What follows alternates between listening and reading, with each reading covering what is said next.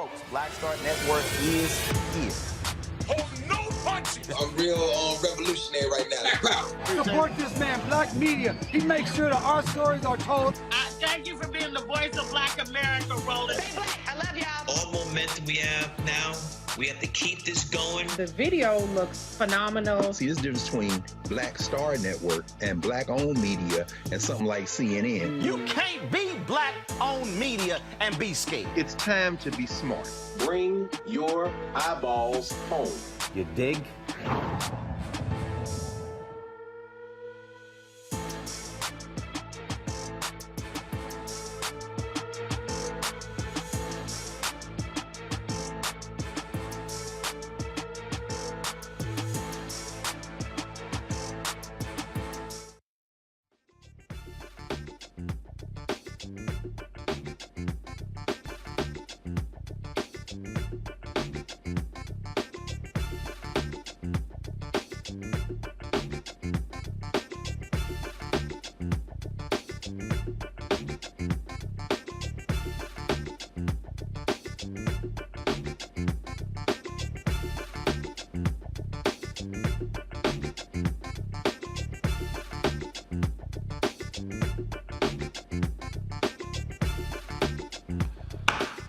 Today is a Wednesday, July 13th, 2022, coming up on Roland Martin Unfiltered, streaming live on the Black Star Network. Shocking video of what took place inside a Uvalde Elementary School shows how pathetic the Uvalde police officers were standing around, one of them putting sanitizer on their hands while children were being slaughtered. The Austin American-Statesman reported this. Authorities in Uvalde are angry and upset with them, saying it was leaked. They're more pissed with the so-called leak than they are with the actions of the police. We'll talk with Congressman Al Green of Texas about this very video. Folks, we continue to talk about what's happening in the country when it comes to COVID-19. So many people are being impacted by this new variant that's going on across the country. It is extremely deadly, and folks need to understand that we have to take precautions, and so we're going to make sure that you do the same thing because far too many of our folks are getting ill. One of my colleagues with the Black Information Network, Tina Myers, has passed away. We'll pay tribute to her on today's show, and we'll also have our Essence 22 recap. Got some more great stuff there, including the cast from the Proud Family, the animated show. We have, of course, the crazy Tommy Davidson, who's going to be joining us, and a few others. Folks, it's time to bring the funk on Roland Martin Unfiltered on the Black Star Network. Let's go. He's got it. Whatever the biz, he's on it. Whatever it is, he's got the scoop, the fact, the find. And when it breaks, he's right on time and it's rolling. Best believe he's knowing. Putting it down from sports to news to politics. With entertainment just for kicks, he's rolling. It's on Go, roll, y'all. It's Roland Martin, yeah. Rolling with Roland now. He's funk, he's fresh, he's real, the best, you know he's Roland Martin now.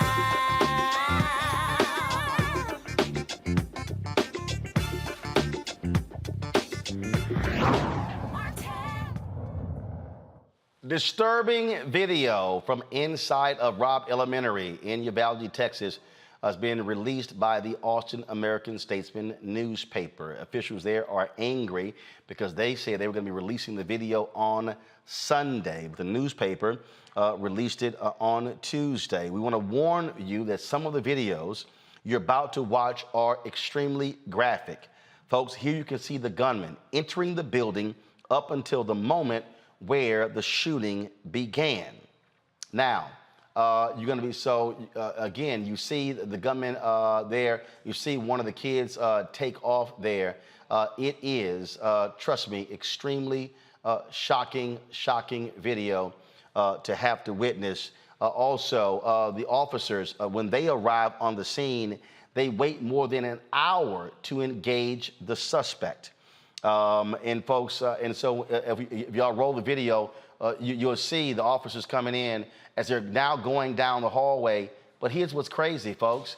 So you see, this is totally different than what we were initially told. You see, there are 4 officers who are there in the hallway. Now you see 5, 6 officers. Now you see 7 officers. You see enough individuals there where they could have went into that room and saved those children. Now they're backing off. We've heard so many lies from authorities. Remember that we were told they were waiting to get a key to enter the classroom? That was a lie. Remember they initially told us, oh, the brave law enforcement and the actions they took? That was a lie. We found out they could have actually engaged with this shooter outside of the school. They said they could not. That was a lie. We have heard lie after lie. And in fact, the city of Uvalde, they tried to stop this from being released. Media outlets began to report. Here you have, guys, look at this here. You have 7 cops armed with assault weapons running away from one gunman. Remember, 19 children were gunned down. 2 adults were gunned down. And these cops, for more than an hour, were in that hallway. There's video of one officer, again, putting hand sanitizer on. There's another officer who was looking at his phone during the whole thing. It is utterly outrageous. Joining us now is Congressman from Houston, Congressman Al Green. Congressman, glad to have you on the show. Last night, there was a news conference, and there were parents who were upset that they did not get to see this video before it released.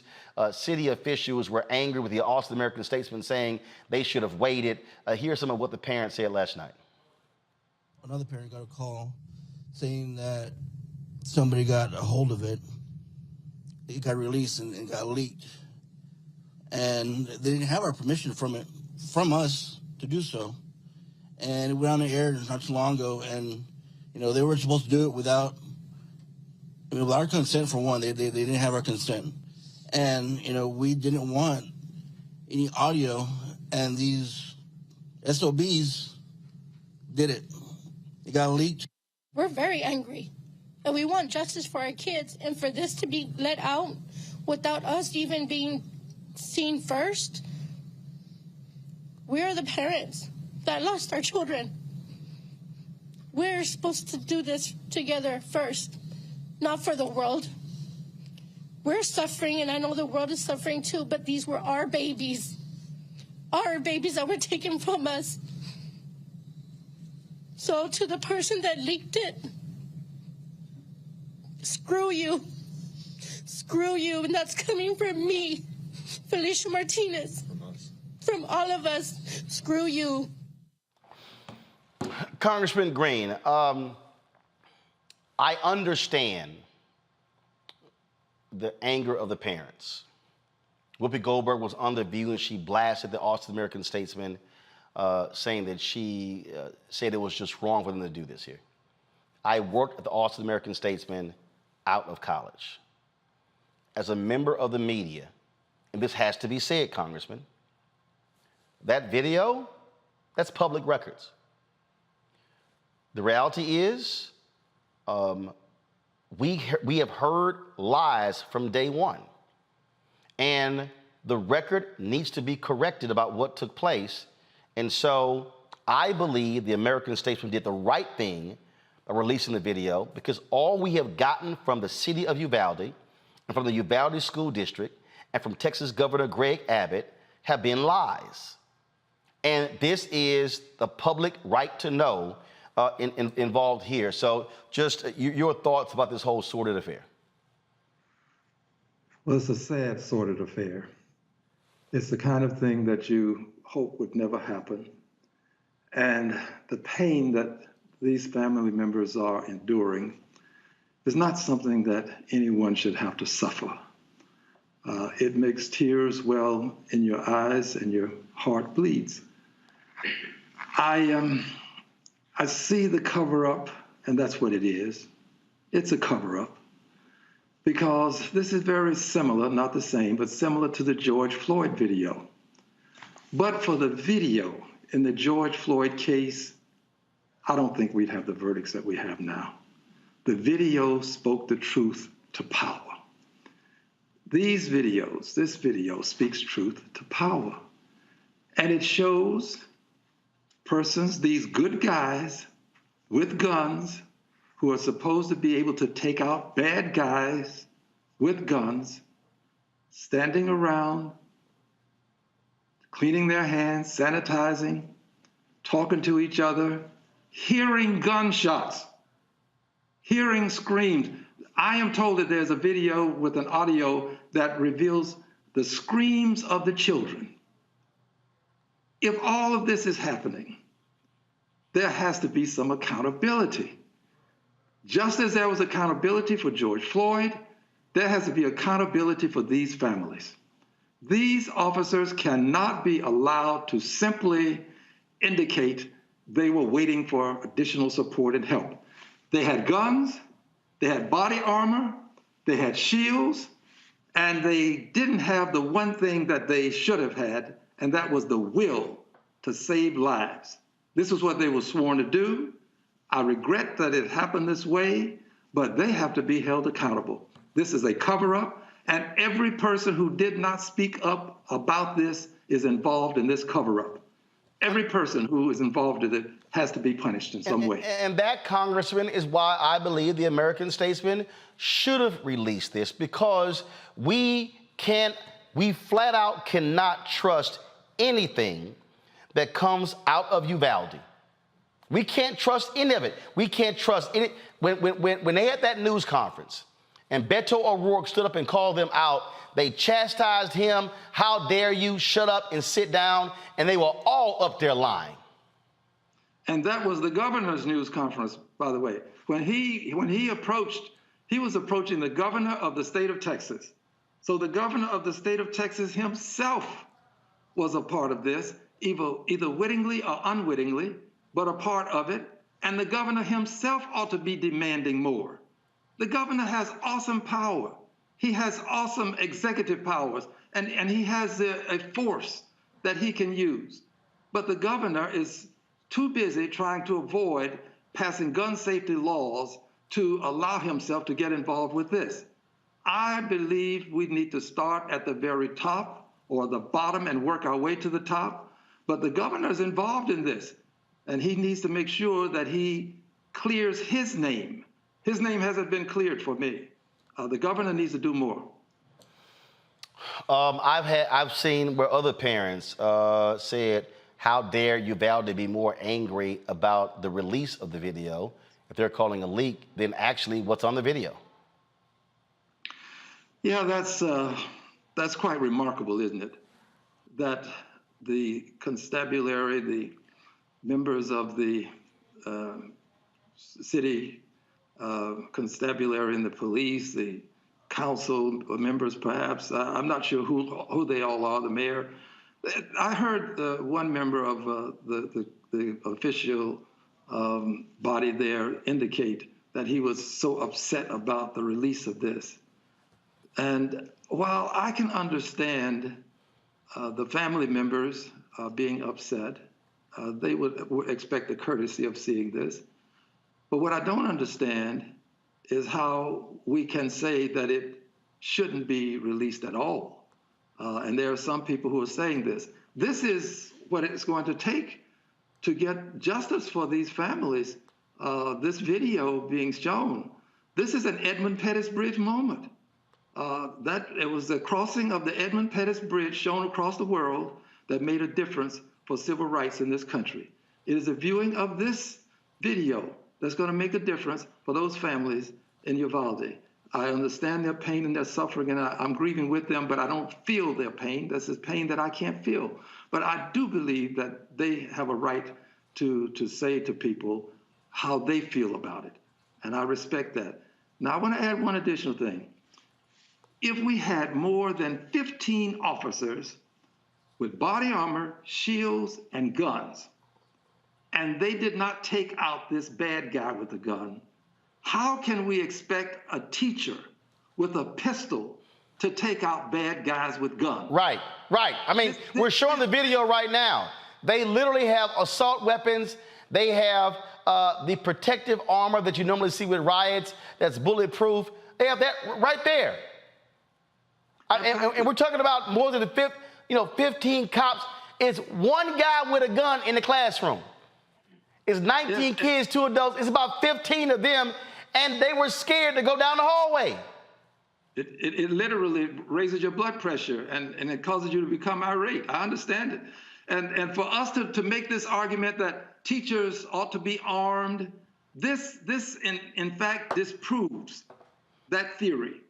This is the proof beyond a reasonable doubt. It's the clear and convincing evidence. It's all we need to get rid of this myth that we need to arm the teachers. Let teachers teach. Let's make sure that schools are secure. And that way we don't worry about bad guys having to be taken out.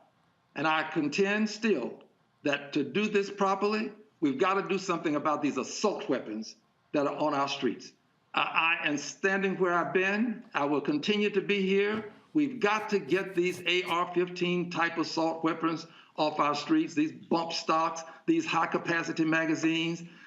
There is no reason for us to allow this to continue.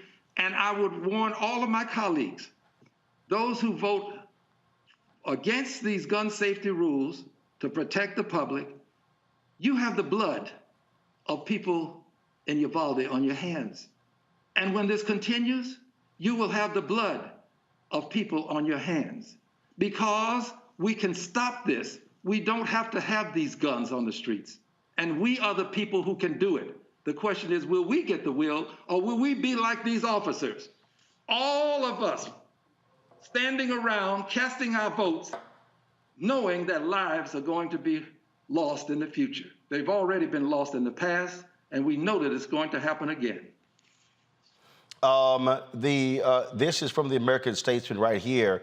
To your particular point about how these things change, the Uvalde, let me try to pull it up here. The Uvalde County Commissioners, they are now calling on Governor Greg Abbott to call a special session to raise the age to buy assault rifles to 21. This is the type of pressure that is needed to get action in these cases. It is. And let me tell you who should be a party to applying pressure. The business community. Yep. It's time for the business community to take a stand.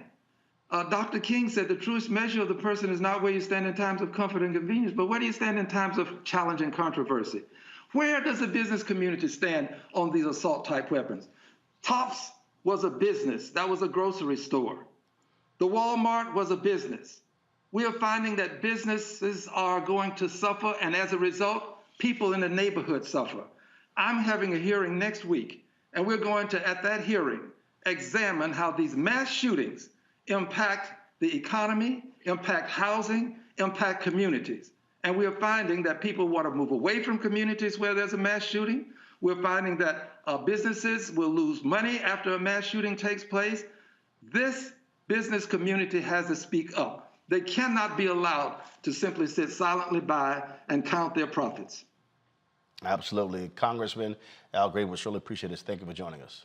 Thank you, sir. Honor to be on. Thank you. I want to bring in my panel right now. Joining me right now is Tanya Washington Hicks, professor at Georgia State University, College of Law, Robert Patillo, executive director, Rainbow Push Coalition, Peachtree Street Project, and we'll be joined shortly by Monique Presley, legal analyst and host of Make It Make Sense with Monique Presley. Robert, I'm going to start with you.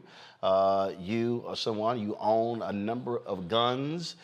We've talked about that on the show. This is pure cowardice, Robert. I mean, when you see that video, and when you, and again, I get parents being upset, but when you see this video and you see, look at the number of law enforcement that is in that hallway. Are you serious? You're absolutely correct. And I definitely empathize with the parents. I'm not quite sure why there was an imperative to release this before the agreed upon date. I can't imagine the pain of being a parent and being at work, and then this shows up on the television screen where you're not prepared for it, or if you thought there was a date where this would be released, and now it's on social media percolating, the amount of trauma that could cause. So I do think that they should have released it at the agreed upon time. But that does not absolve the police department of the absolute failures at every single level. Everything they told us for the first 2 weeks of this investigation was an outright lie. I'm not talking about a misunderstanding, not a shading of the truth. Absolute outright lies. And they acted as if they didn't know there was video that was coming out. They knew that the school had video. They knew that there was surveillance. They knew that eventually the truth would come out, but they still lied. There are provisions of Texas state law that allow the state to come in and dissolve a local law enforcement department and then rebuild it from the ground up, and that appears to be what is needed. These individuals had bulletproof vests on. It's very unlikely that the shooter in this case was walking around with armor-piercing ammo where they had to be afraid to go in there. Initially, they said they did not have the weaponry. We saw multiple individuals with AR-15s among law enforcement. We saw them running away from the door. The fact that they had the opportunity to engage this person prior to going into the school and were directly behind him going inside, and then listened to children screaming and being slaughtered directly in front of them, and did absolutely nothing. I don't believe anybody in this entire chain of command or in this police department should be allowed to keep their job at this point in time. You have to dissolve that department. It is corrupt from the bottom up, every level of leadership, and start over from the ground up.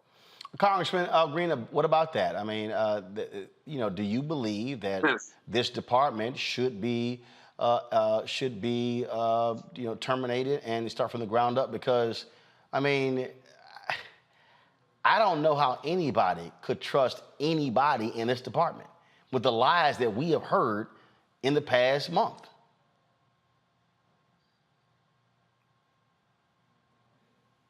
Should this department be dissolved and rebuilt, Congressman?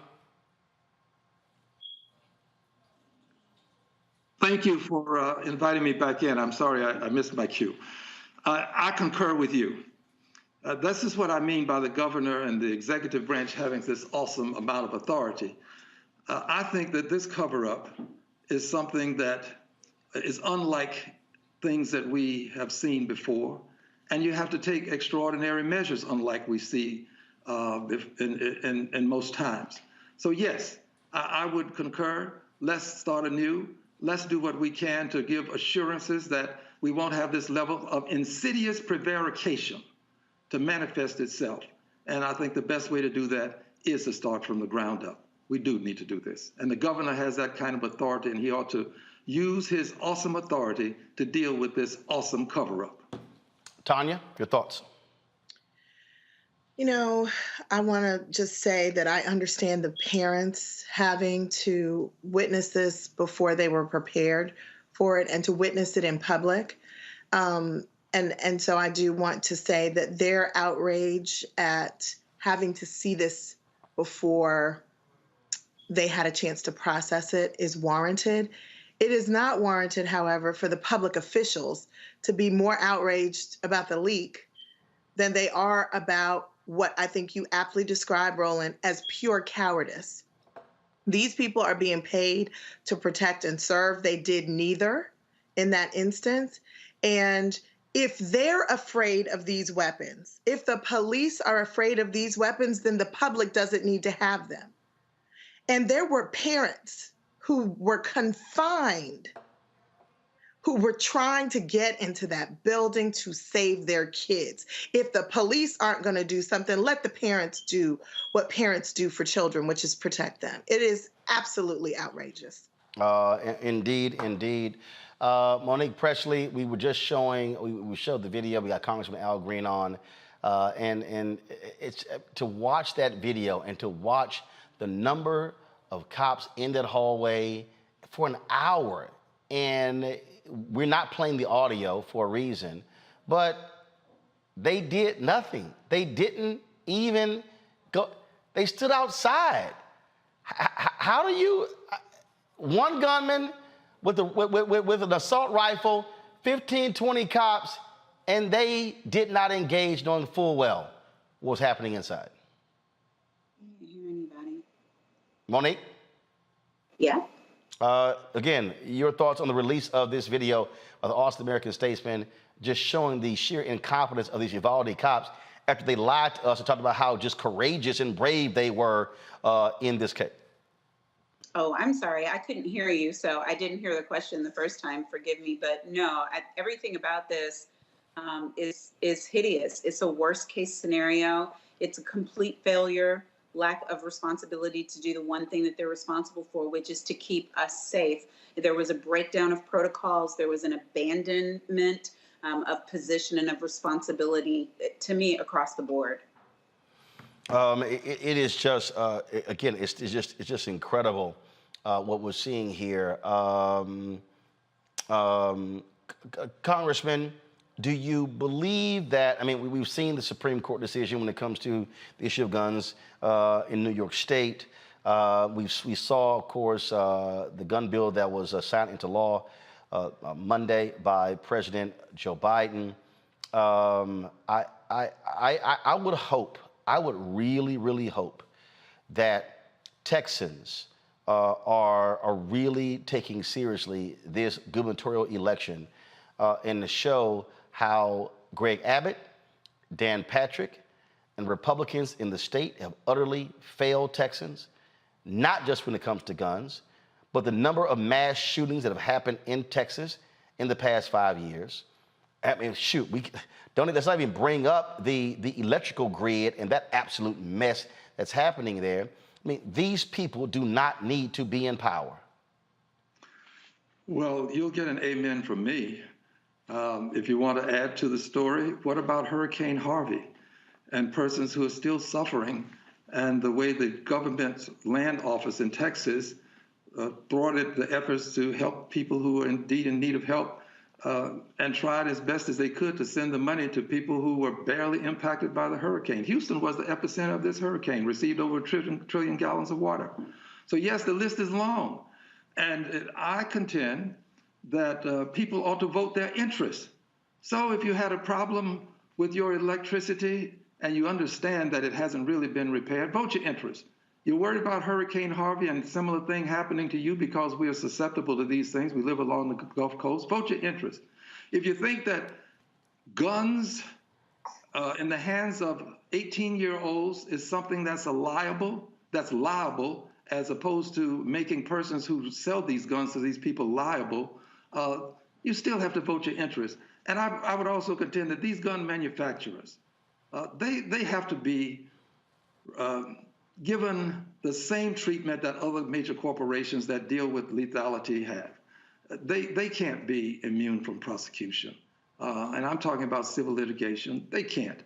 We've got to do something about that. So the governor has a lot on his plate. And if people will vote their interest, we'll probably have a new government in the state of Texas next year. Well, I certainly hope that is the case. Congressman Al Green, we appreciate it. Thanks a lot.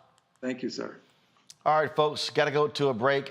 We'll talk about the abortion hearing taking place on Capitol Hill. Let's just say when you roll up against a black female legal professor, Josh Hawley, you may want to study up before you get on her bad side. We'll show you this exchange next.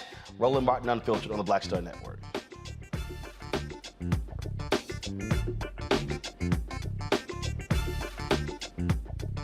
Of course, I looked up to Spike Lee. Of course, who didn't? I mean, he's a genius. But then also, I was this kid from Brooklyn, right? That felt like, give me my damn respect. I made this, this creative art, right, that people are responding to. And it would have been great if we had the opportunity to sit one-on-one. Hold on one second. Okay. Spike. What's up, baby? So I'm in LA right now. I got a one-on-one series with my network, Black Star Network. And I'm interviewing Maddie Rich. I appreciate that, bro. That's a big moment, man. That was like, man, that was good. Got me all choked up. That's good. Well, I I'm all about connecting. Appreciate that.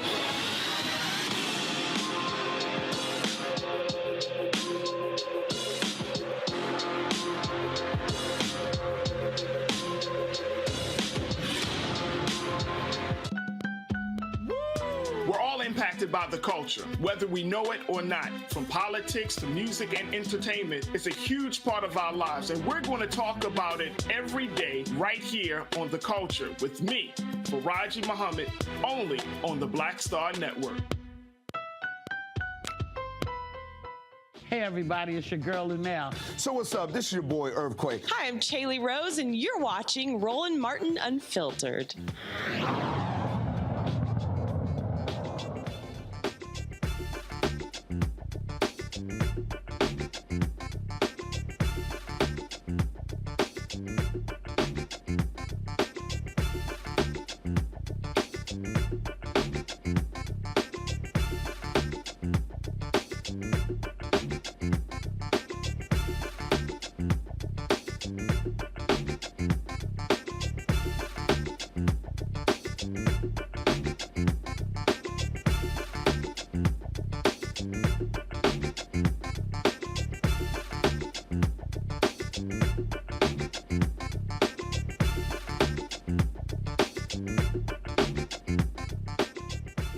All right, for the last couple of days, there have been hearings on Capitol Hill in the House and the Senate dealing with the issue of a woman's right to choose and reproductive rights.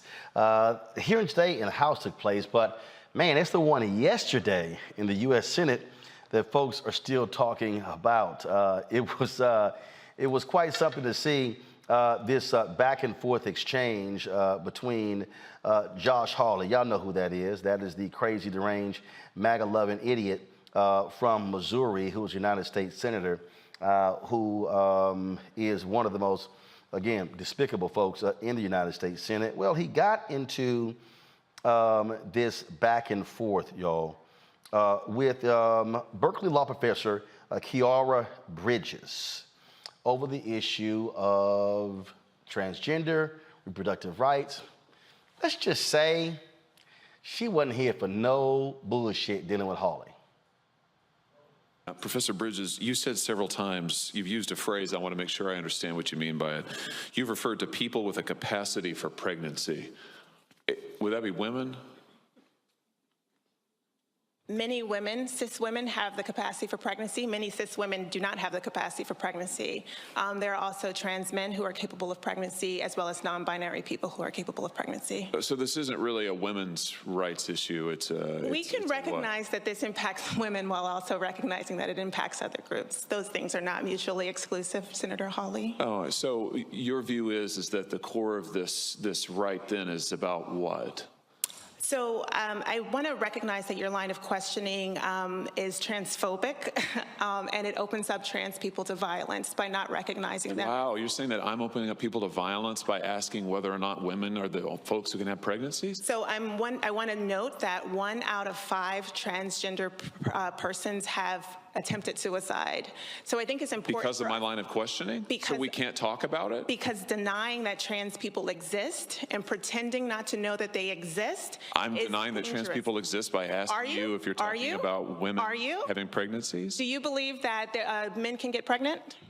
No, I don't think women can get So you're pregnant. denying that trans people exist? And that leads to violence? Is this how you run your classroom? Are students allowed to question you? Or are they also treated like this, where they're told that they're opening up people to violence? We have a good time in my class. You should join. Oh, I bet. You might learn a lot.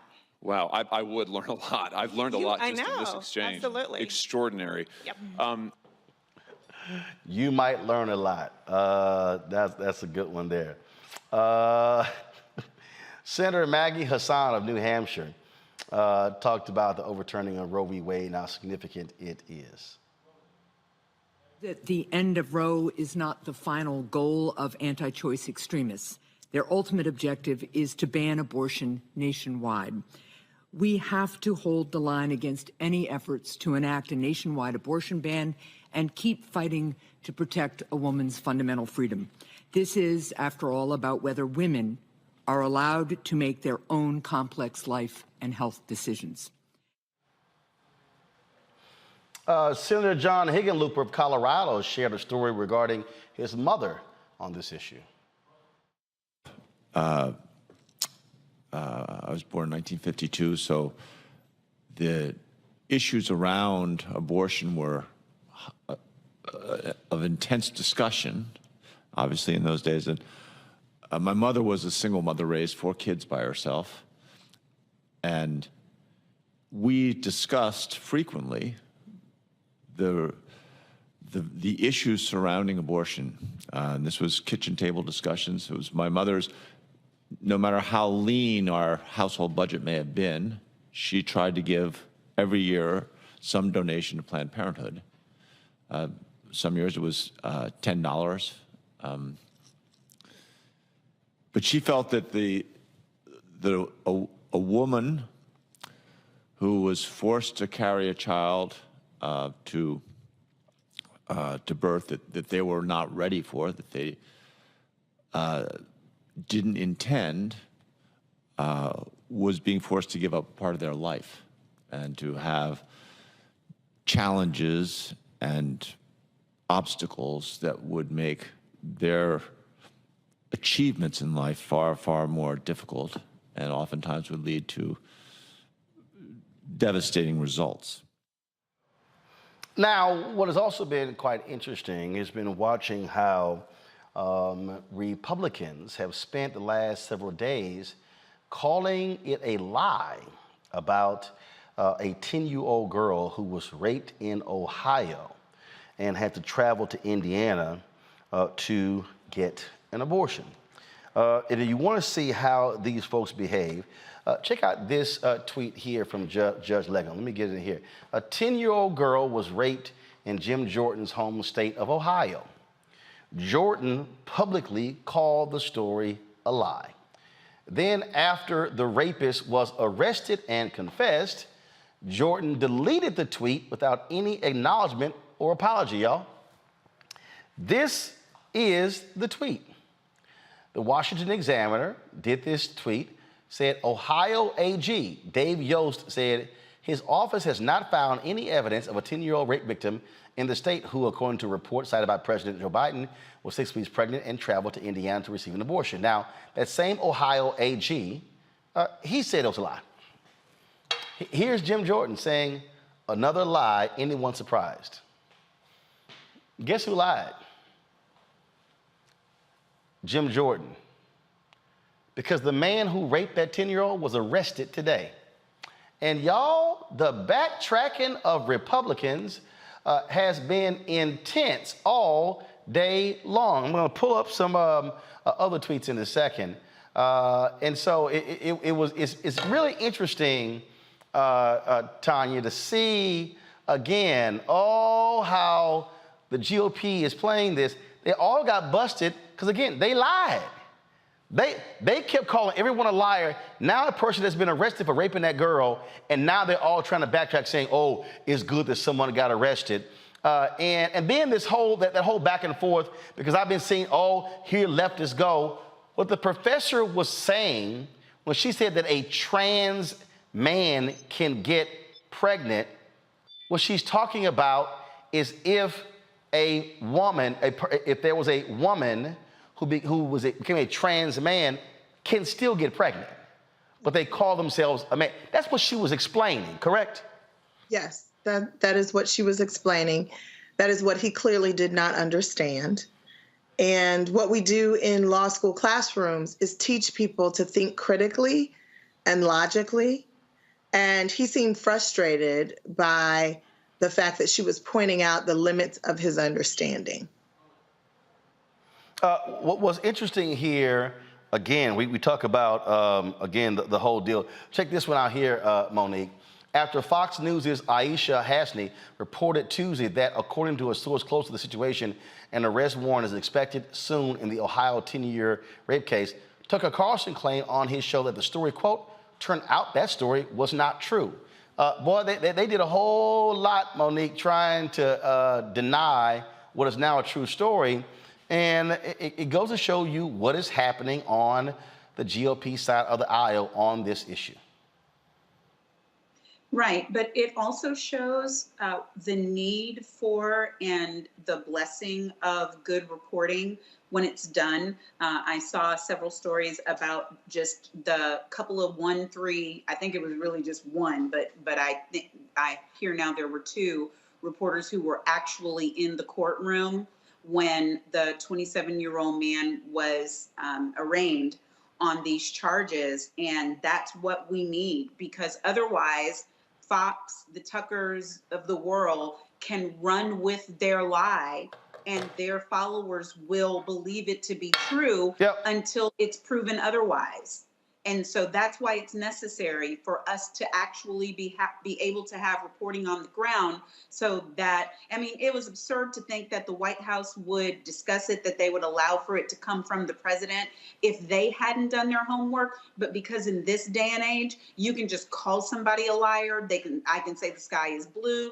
Fox can say she's lying. I can say my skirt is pink. Fox can say it's purple. And people believe it unless it's proven. And it's unfortunate where we are, but I am thankful for that report. Well, and that's because their dear leader, Donald Trump, lied constantly and kept saying everything was fake news, and they fell for it. Here is the liar himself, Tucker Carlson, with his BS last night. So what does it tell us that politicians are lying about this? Can you imagine? And why did the Biden administration, speaking of lying, just repeat a story about a 10-year-old child who got pregnant and then got an abortion, or was not allowed to get an abortion, when it turns out the story was not true? And by the way, when a 10-year-old gets pregnant, the first question is not, how do we get rid of the kid? The first question is, where's the rapist? Where's the rapist? Allison Centofonte. So what does it tell us that politicians are... Tucker, that rapist is now in jail. Robert? You know, a part of it is when you're used to having a lying-ass president like Trump, they assume to everybody else that's the same way, that you can just make up stuff, walk out there as president, say it, and there's no repercussions. As Monique said, the idea that the Biden administration will not vet this story before issuing, including it in part of an official presidential address, is ridiculous. And I think what's going on right now is on the political right. They are trying to do everything they can to distract people. You know, do not pay attention to to what's in front of you. Do not look behind the curtain. Yesterday they called Jill Biden racist for making an analogy to tacos. Today, there's probably another thing in the Twitter sphere that they're trying to distract people with. And because of that, we've ended up with siloed information where the reality is pick your own adventure. You can literally just decide what you want reality to be and have an entire social media and news sphere, which is built upon that fake reality that you exist within. That's how you end up with a January 6th. That's why you end up with people still thinking the election is stolen, despite how many times that's been debunked. And so we're going to have to start breaking down these walls so we can at least all agree that we exist within the same objective reality. And we can just get to the point of existing the same reality. We can get to solutions. But right now, we can't even agree on what reality actually is.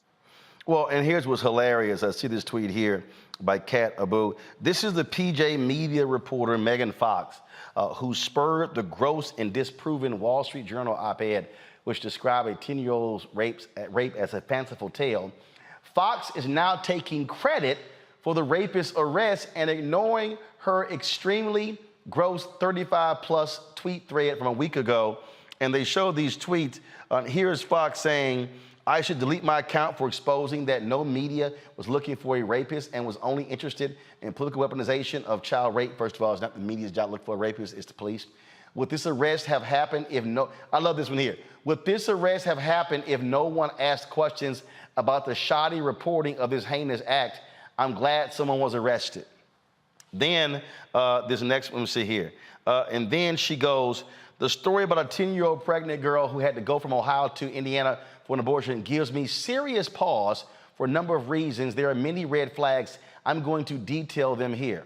Okay, that's how fake PJ Media. And then she goes, number one, a pregnant 10-year-old is evidence of a heinous crime against a child. But in every article, and there are so many, there's no mention of criminal investigation, no police involvement, not even a town where this allegedly occurred. But now we know that's, go ahead. But Roland, the part that is hideous about this coming from a woman and a reporter is... Put reporter in quotes. is ignoring the reason why you're not supposed to know the town. You're not supposed to know there's an investigation. You're not supposed to know the child's name.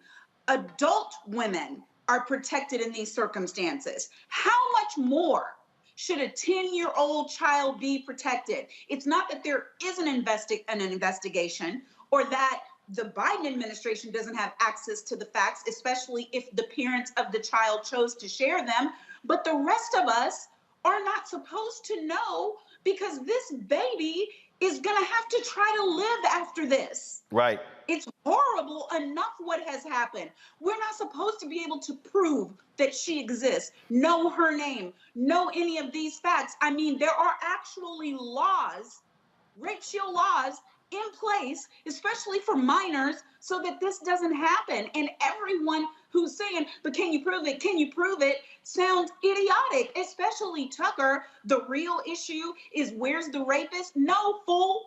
The real issue is this baby. Parents care more about what happens to this child than what happens to the racist, or they're not real parents.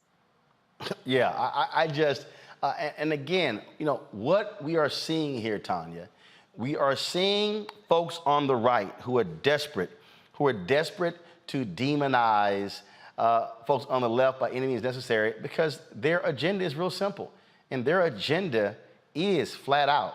It is to go after contraception. It is to go after so many other rights. They're not stopping. They're not stopping at the Supreme Court overturning Roe v. Wade. No, they're not. That was just the tip of the iceberg. I mean, there's a whole lot of rights that are part of the privacy rights interests that were codified by the Roe decision that now no longer exist. And I want to go back to something Monique said. There, unfortunately, because Roe has been overturned, there will be many more 10-year-olds who have to give birth to children that they became, that they became pregnant with because of a rape, because they will not have that option. Their parents will not have the option to give them some privacy in the wake of a traumatic experience where they don't have to give birth to a child that exists by virtue of a violent sexual violation. And so we don't have statistics on the number of 10-year-olds who are raped, but we will. And those statistics will be by virtue of the births that will take place that should never have happened, because now these young girls do not have any other option but to give birth to these children. Yeah, and again, and let me just go ahead and just do this here because I really appreciate how stupid he is. One of the truly dumbest people out there on the right is this idiot Clay Travis, who's supposed to be a sports person. Now he's into politics, but he frankly don't know shit about sports. This is what dumbass Clay put. Everything Joe Biden said here appears to be a lie. Ohio allows abortion for rape children, and more importantly, there is zero evidence this actually happened. Then he tweeted again, media reports of a 10-year-old being raped in Ohio and having to leave the state for an abortion appear to be completely made up. Really? Let's see here. Clay Travis rips apart Indy Star and the rest of the leftist media for allowing the story about a 10-year-old seeking an abortion to go viral. We have one more for this idiot Clay Travis. Yeah, updating this viral story.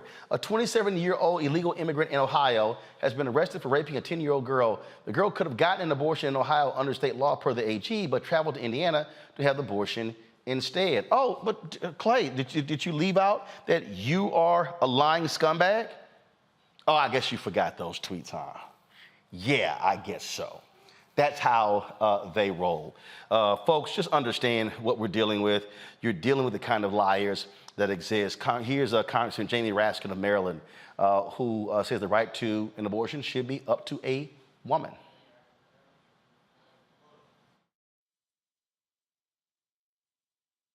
Not just the vast majority of Democrats, but 57% of independents and 40% of Republicans, although they don't appear to have much voice in the Republican caucus today. But there are lots of Republicans who agree with us that this is a choice that belongs to women, girls, and their families. That is the vast majority of the American people. But that's not how they want this to be. All right, folks, got to go to a break. When we come back, we'll talk inflation. It has gone up, continues to go up, has a direct impact on the poll numbers of President Joe Biden that's going down. Democrats are fearful that that's going to have a negative impact on their chances to win, to keep the House and the Senate in November. We'll talk politics with our panel coming up next. Also later in the show, we'll talk about the funeral of the black man who was shot 60 times in Ohio. Took place today in Akron. LeBron James, Spike Lee, and others were in attendance. And we'll also have a in memoriam for one of my dear colleagues, Tanita Myers, who passed away. And we'll have, in the second hour, our Essence recap of what took place. More great interviews that we did there, folks. You're watching Roland Martin Unfiltered. Download the Black Star Network app on all platforms: Apple phone, Android phone, Apple TV, Android TV, Roku, Amazon Fire TV, Xbox One, Samsung Smart TV. Also, be sure to contribute to our Bring the Funk fan club. Every dollar you give goes to support this show. Of course, we appreciate all of your support. And so you can send a check or money order to P.O. Box 57196, Washington, D.C. 20037-0196. Cash App is $RM Unfiltered. PayPal is R Martin Unfiltered. Venmo is RM Unfiltered. Zelle is Roland at RolandSMartin.com. Roland at RolandMartinUnfiltered.com.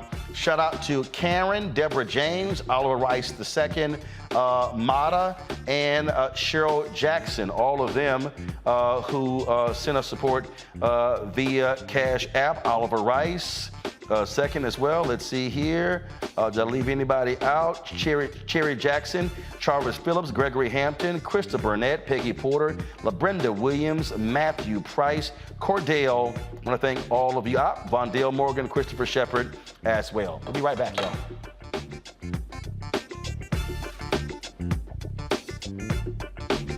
Hi, I'm Dr. Jackie Hood Martin, and I have a question for you. Ever feel as if your life is teetering and the weight and pressure of the world is consistently on your shoulders? Well, let me tell you, living a balanced life isn't easy. Join me each Tuesday on Black Star Network for A Balanced Life with Dr. Jackie. We'll laugh together, cry together, pull ourselves together, and cheer each other on. So join me for new shows each Tuesday on Black Star Network, A Balanced Life with Dr. Jackie.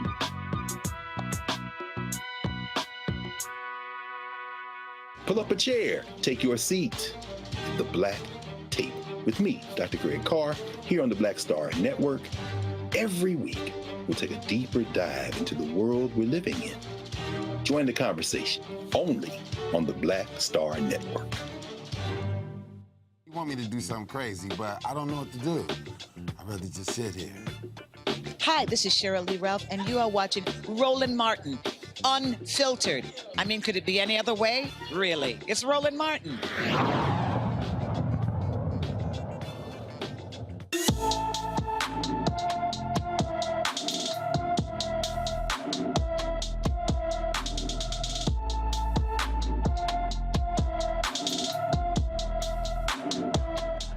The Pascagoula, Mississippi Police Department needs your help locating Memoriam Bivens. The 15-year-old is 5 feet 10 inches tall, weighs 185 pounds, with black hair and brown eyes. He was last seen on July 11th wearing a white T-shirt, gray shorts, and multicolored Crocs. Anyone with information about Memoriam Bivens should call the Pascagoula, Mississippi Police Department at 228-762-2211, 228-762-2211. Family, friends, and activists gathered today in Akron, Ohio to say the final farewell to Jayland Walker. He is the black man who was shot at 90 times by cops, 60 of those bullets hitting him in a traffic stop. Akron Mayor Dan Horgan called today a citywide day of mourning to show sympathy after days of protest over his death. Hundreds of people filled Akron City Theater to pay their respects to Walker and his family. Relatives, family, friends, and community members spoke at his funeral. Bobby DiCello, an attorney representing the family, called on government officials to make a change so that these wrongful deaths do not continue. I want to also call upon the city leaders. Where is the public apology? We need the public apology. We're going to ask that they do as they say with their kind words privately with their gestures being here today. We need more from the city leadership. And we need that dialogue to start immediately. And speaking of immediate dialogue, we need policy change now. There is no need to wait for it. There is not an explanation or an excuse that they can give you. I can't imagine why a group of government leaders can't organize themselves into several meetings, special sessions, to make change now. As I said, folks, there were a number of people who were there. Spike Lee chose to attend today's funeral, taking the time to shake hands with mourners there. He was there. Mark Thompson, he tweeted earlier that he also was there at the funeral. So was LeBron James, a native of Akron, Ohio, was there as well. The protests continue, folks. There were bikers who have been driving through the city, who have been who arrived today, and they, of course, have been showing their solidarity. These particular bikers, these were, of course, authorities bracing for the protests. And again, what you have been seeing is a number of folks who have been showing their support for Jayland Walker and the family. These are some of the bikers who travel from across the country. Right here, if you look at the video here, these are some of those bikers, again, showing their support for the family of Jayland Walker. There have been consistent protests in that city, and folks are still demanding answers to know what in the heck happened. How can police fire 90 bullets at this man, and 60 of those bullets hit him? Jayland Walker, again, the funeral that took place today in Akron, Ohio. Folks, so there's an exoneration that we'll tell you about. After spending nearly 3 decades behind bars, an Ohio man wrongfully convicted of murder has been exonerated. On Monday, Cuyahoga County Common Pleas Court Judge Kathleen Satula, that's in Cleveland, folks, declared Charles Jackson should have never been arrested for the April 1991 killing of Joe Travis and the attempted murder of Ronald Lacey in Cleveland. Jackson spent more than half of his life behind bars for a murder he always maintained he never committed.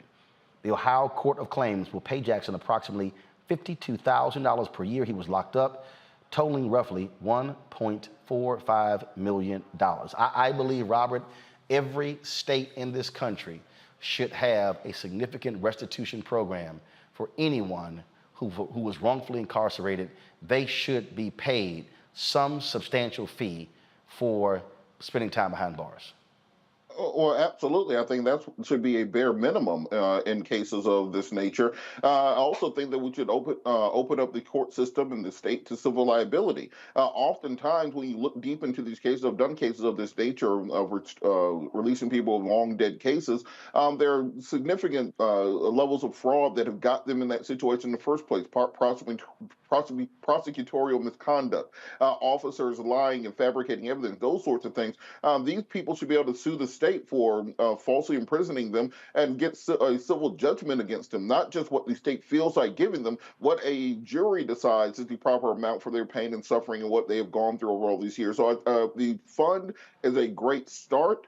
But imagine trying to get a job in the current market, not having any of the skills that have happened over the last 20 or 30 years, not knowing how to use email, not knowing how to use apps, trying to support yourself. $1.5 million, that sounds like a lot of money. But right now, your average house is going for $300,000 or $400,000. So a lot more is going to be needed, and any fund is going to be insufficient to handle those things. So I think you have to open it up to civil liability.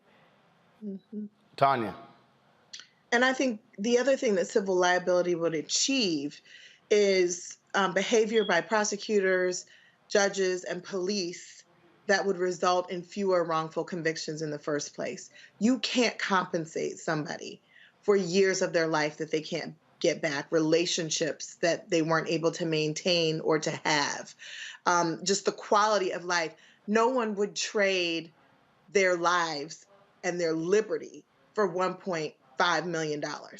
So we need to make sure that we have incentives and consequences for prosecutors and judges who are charged with the authority to pursue convictions and make sure that they exercise that power with accountability and responsibility. Monique?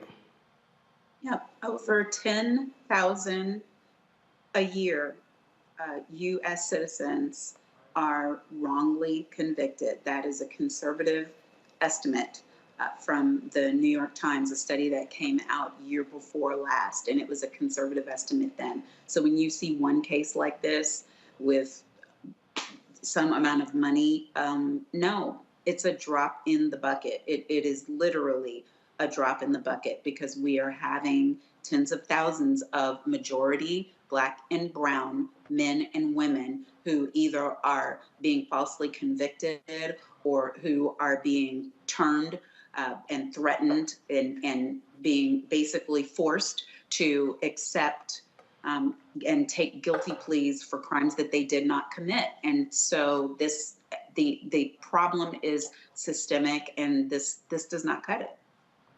And Roland, just real quick, to Monique's point, the difficulty of withdrawing a guilty plea in our system is absolutely ridiculous. You'd be amazed the number of cases that you'll see where it's a 17-year-old kid, the prosecutor comes in and says, well, we have this evidence against you, and we take this 40-year sentence, you'll be out by the time, you're 55, and they'll take it, and they weren't even at the scene of the crime. They literally had nothing to do with it, but because they don't have effective assistance of counsel, they do not know the rules of the road. You have no concept of what 40 years even means.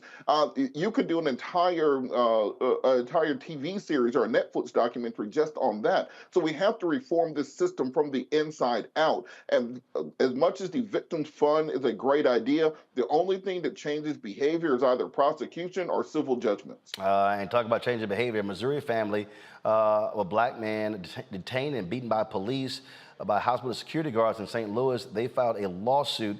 Y'all, check this out. Huey Robinson was being treated for stage 4 kidney failure at Barnes Jewish Hospital. Well, in April 2021, after his appointment, Robinson forgot where he parked his car. Security guards thought he looked suspicious, walking around the parking garage. They approached Robinson, and instead of helping him, they beat the sick man down. During his detainment, guards began making fun of him for the pain he was suffering. The family is suing for assault, battery, and false imprisonment. Unfortunately, Robinson died in April. Monique, go ahead.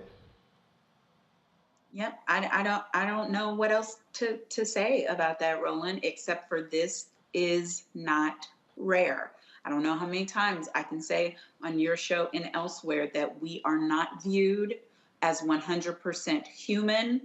And when we are dehumanized, then that means a lack of compassion, a lack of empathy, a lack of sympathy, a lack of concern, no benefit of the doubt, none of the things that go along with identifying another person as human come to us in full. And that is exactly what we saw here. And then what they expect from us, especially from Black men, is that they're just going to be docile and compliant when they are being mistreated. And so anytime we show respect for ourselves, for our humanity, for manhood or for womanhood, we end up with results like this. And I hope that they get fleeced. I do. But even once they do, what is that? That, as Robert said, that is not a solution. That is a little bitty Band-Aid on mortal wounding. It is. Go ahead. Just again to piggyback off of what Monique said about just the otherness of society, Simone de Beauvoir was an intellectual companion to Jean Paul Sartre, both part of the kind of the idea of Kantism. If you go back to 19th century Germanic philosophy, Sartre and Beauvoir also worked with Frantz Fanon, much of the postmodern works. But Simone de Beauvoir made the point that it's not so much of being lesser or more than, it's the concept of of fundamental otherness. And African Americans, and particularly African American men, are still seen to this day as being fundamentally other from society. They stick out. A white man walking around that same parking lot would not raise a bit of suspicion. Just be a white man looking for his car. A black man walking around the parking lot automatically is seen as being other, as being out of place, as not being within his own land and not pursuing to have the same number of rights as other individuals. And that is something that has to be broken down from societal point of view. And I'm not in the position of changing hearts and minds, but what you can change is policy. They can change those officers, Yep. and change the chain of command, and change their ability to simply walk away scot-free. This is why you need federal legislation on police brutality. Take away qualified immunity, sue them men into the poorhouse, and then that changes behavior. Hey, Tanya, how about this here? First of all, let me thank my reporting assistant, my daddy, who literally texted me during the show. He just sent me this story out of Houston. HPD, let me take my iPhone off and put my iPad on the Roku so y'all can actually see it. Now you should be able to see it. HPD officer, Tanya, won't face homicide charge in chase crash that killed man walking on the sidewalk. Okay, now this is strange here. This brother, 62 years old, was leaving the barbershop. He's walking on the sidewalk. The police officer is involved in a chase. The officer is Orlando Hernandez. He's driving between 80 to 100 miles an hour. He hits the man, kills him. The grand jury doesn't indict him.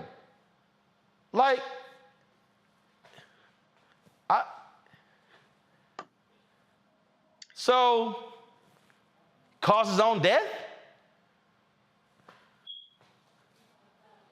Tony, this is nuts. I mean, I'm sorry.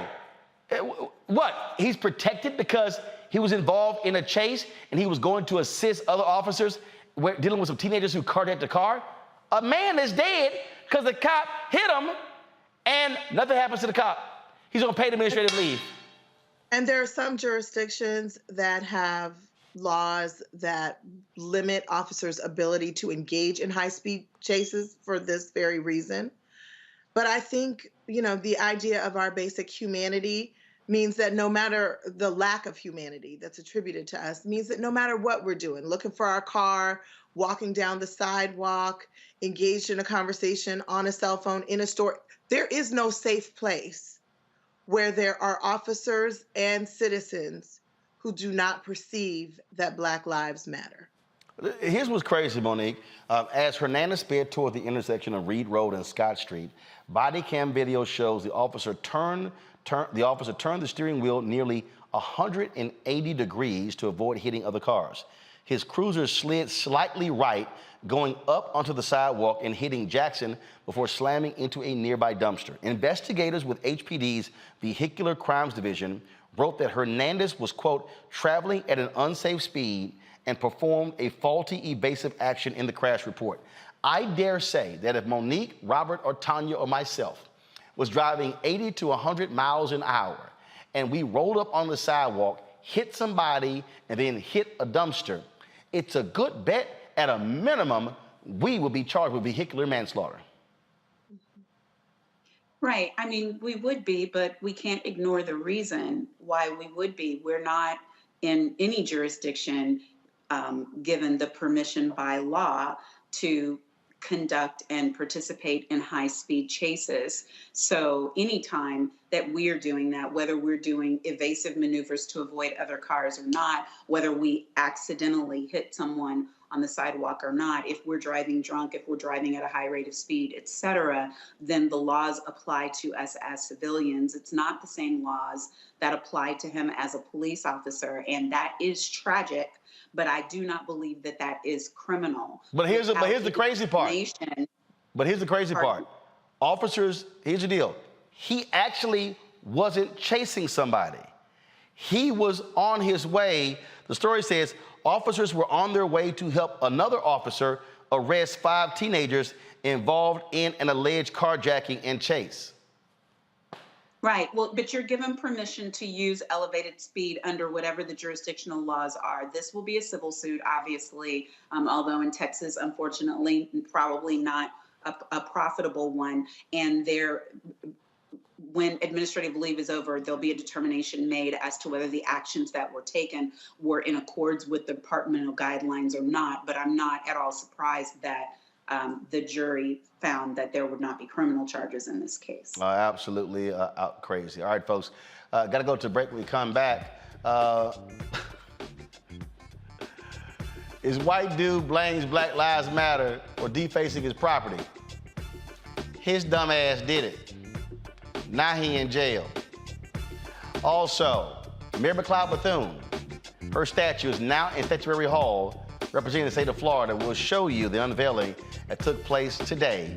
You're watching Roland Martin Unfiltered right here on the Black Star Network.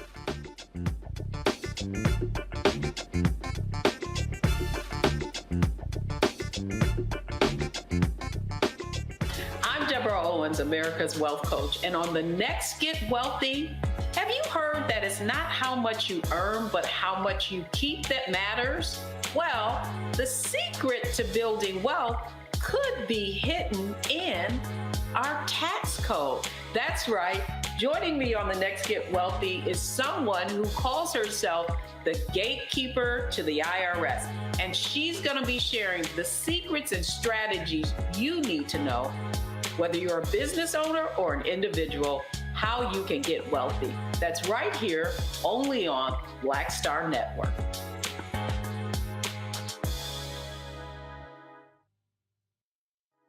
Pull up a chair, take your seat. The Black Tape with me, Dr. Greg Carr, here on the Black Star Network. Every week, we'll take a deeper dive into the world we're living in. Join the conversation only on the Black Star Network. Hi, I'm Vivian Green. Hey everybody, this is your man Fred Hammond, and you're watching Roland Martin, my man, Unfiltered.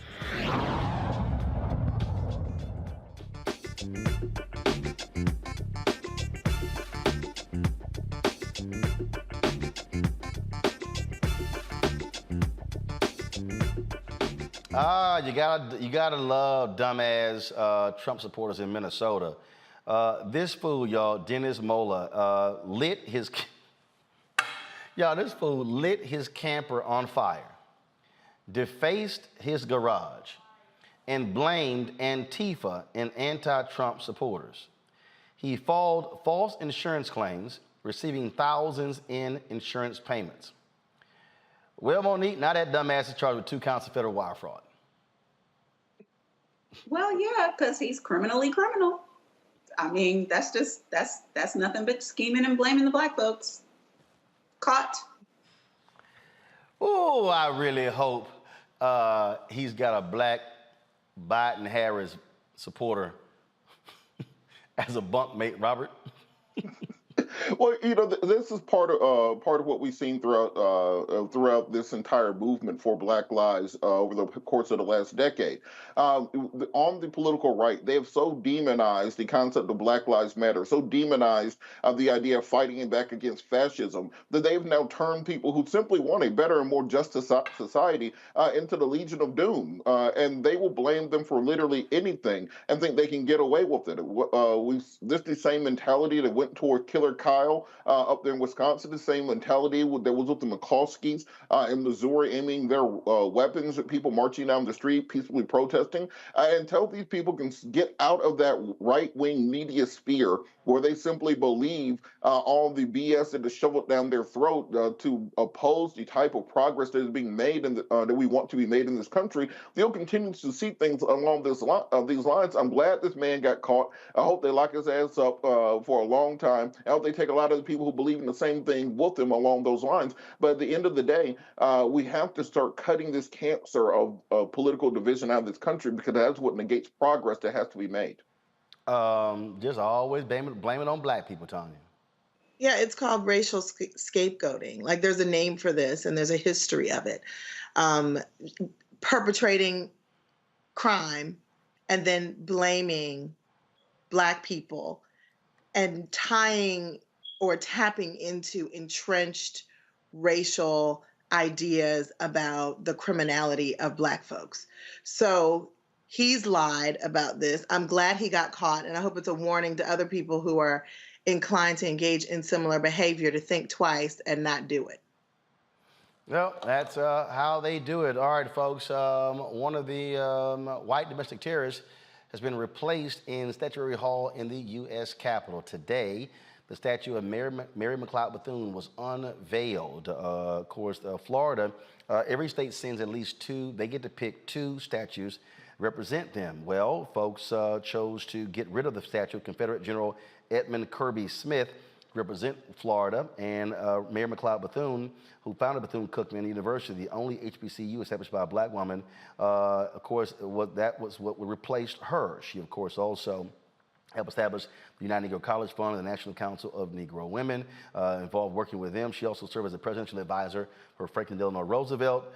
Florida State Representative Frederica Wilson was among those who spoke at today's unveiling. Countless slaves tunneled to freedom because one woman led the way. The civil rights movement began because one woman refused to move. We got a seat at the table because one woman brought a folding chair. Poor children in Florida were educated because one woman would not give up. Harriet Tubman, one woman. Rosa Parks, one woman. Shirley Chisholm, one woman. Dr. Mary McLeod Bethune, one woman. Each launched a movement. Each forever changed the way we see our world. So today, we are rewriting the history we want to share with our future generations. We are replacing a remnant of hatred and division with a symbol of hope and inspiration, one woman. Because today, we place Mary McLeod Bethune in Statuary Hall in her rightful place among our nation's giants of history. I cannot think of anyone more befitting to occupy this space of grandeur. Here's another AP story.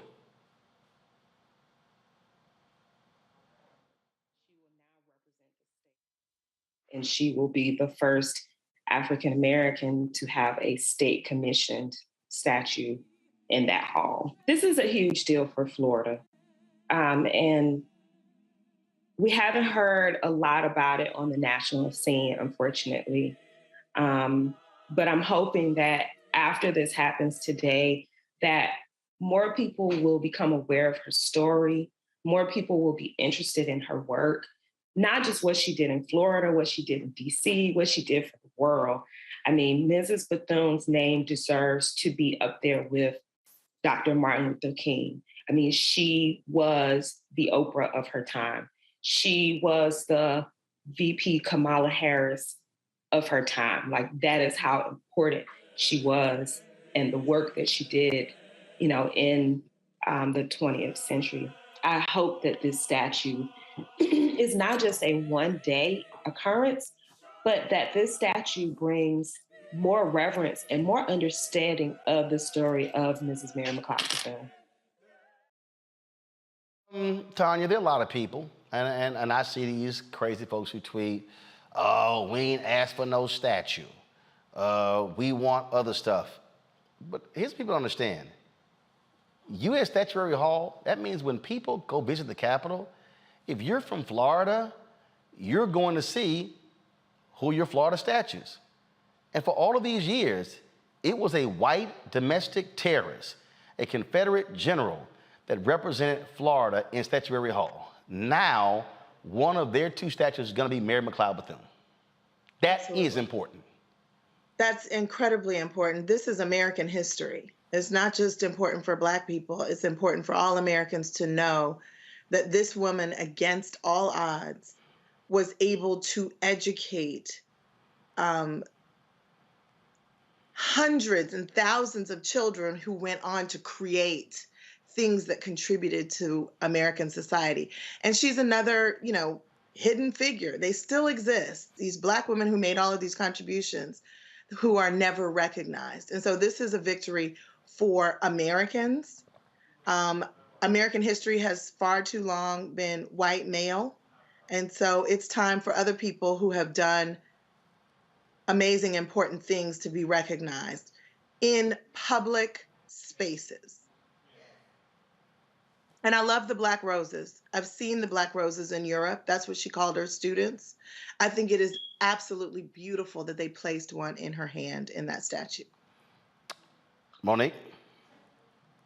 Yes, I'd be remiss, and my mother would really get me if I didn't point out the fact that she was a distinguished member of Delta Sigma Theta Sorority Incorporated, and I know that people will be coming all in red for Delta Day on the Hill, and they will have something new and beautiful to see. And symbols matter, representation matters, and people who don't understand it, I think oftentimes believe that we can be pacified, that those who are fighting for change, for justice, for freedom will take a statue or take a holiday like Juneteenth, for instance, and then, oh, okay, we don't want Voting Rights Act anymore. No, it doesn't work like that. We get all of what we deserve, and we fight on all the different levels, walk and chew gum. So this is a very important thing, and I'm very excited to see that it's happening, and the fight continues. Robert? A couple thousand years from now, long after America is gone, the society has collapsed, much like the Bronze Age collapsed, there are going to be people who are digging through the rubble of what Washington, D.C. used to be. And they're going to find this grandiose building, then assume it was some kind of religious temple or maybe a governmental building. And inside, they're going to want to know, well, who were the people that this society appreciated? Who are the people that they looked at as leaders? And at some point, it's going to be the year 4000, someone's going to look inside and see a Black woman, Mary McLeod Bethune, among the marble statues that represent what this society meant. And for all of eternity, all of history, the same way that we look back at statues from ancient Rome and ancient Greece, the same way we look at the words of Plato and Plutarch and Homer and so on down the lines, a Black woman will be part of that essential portion of history, that America, to the progeny that we lay forth, will no longer simply be a nation of white men, of slave owners, of Confederates, but now our history is starting to reflect exactly what built this nation. So no, we're not giving up our fight for voting rights, giving up our fight for criminal justice reform, but it is important to sit down and write into the history of this nation the crucial role that Black women played. And again, I am in full support of every single one of these Confederate monuments and statues, memorials coming down with the quickness. And so glad to see that Mary McLeod Bethune is there in Statuary Hall. All right, folks, time for In Memoriam.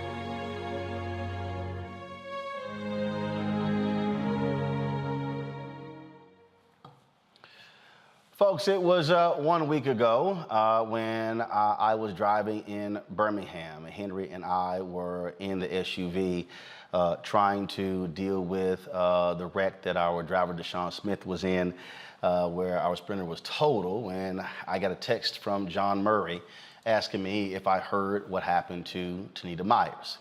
I told him I didn't. I immediately called him, and he said that it was at Essence Fest where she collapsed and was found unresponsive, was rushed to the hospital, but was brain dead. It has been very difficult for the past week. She had been on life support. We were hoping and praying for the best, but unfortunately 2 days ago, her family took her off life support at 2:26 p.m. Arizona time, which was the exact time she was born 49 years ago. Well, at 4:44 a.m. this morning, New Orleans time, Tanita passed away. Tanita Myers is someone many of you probably have never known, have never seen, because she worked behind the scenes in radio. She was the vice president, head of news operations at the Black Information Network via iHeartRadio. Don't play the video just yet. She and I worked together at the Tom Joyner morning show. She was with Reach Media, and she was our liaison with TV1's News One Now. I last saw Tanita literally Friday at Essence Fest. We were at the McDonald's brunch. She was her usual loud self. She had this unbelievable laugh, and she always enjoyed life. And so I saw her and we hugged.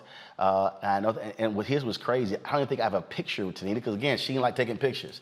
I had to actually send an email out, text to get from her family, send us the photos. She just rarely took photos. She was a truly behind-the-scenes person.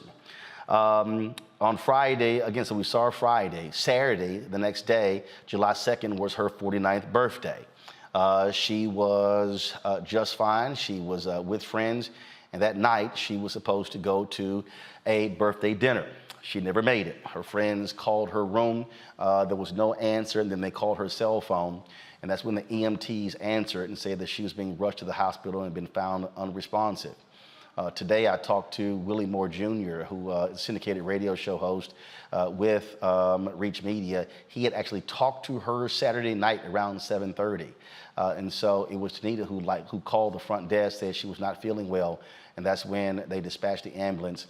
And we don't know exactly what happened, what was the cause, but for the most part, from that night on until today, she had been brain dead. She was an extraordinary radio professional, someone who was filled with spirit. She actually called herself the whitest black girl. You know, we used to always joke because, of course, I'm always talking about black history and stuff like that. And Tanita would be like, Roland, I don't know what the hell you're talking about, because I was raised in Arizona, and so I used to mess with her all the time. But she was absolutely full of energy. She was the one who I would send my commentaries to every single day.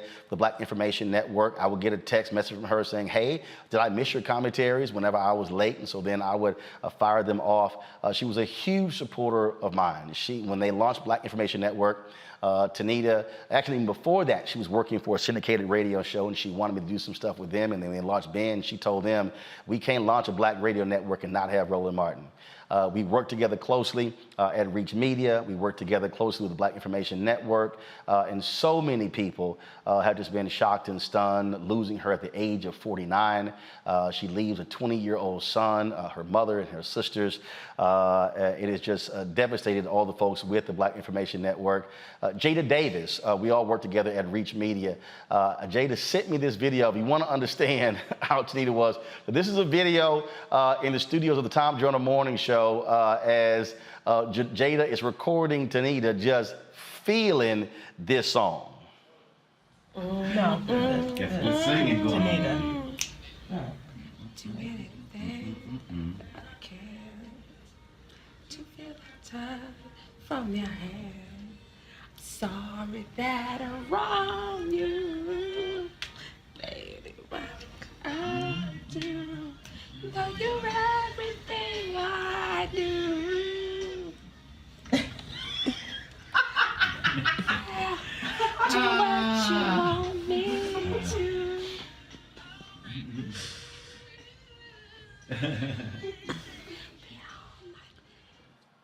I think I could never play Robin Thicke's song because Tanita would always say, ooh, that's my husband in my mind.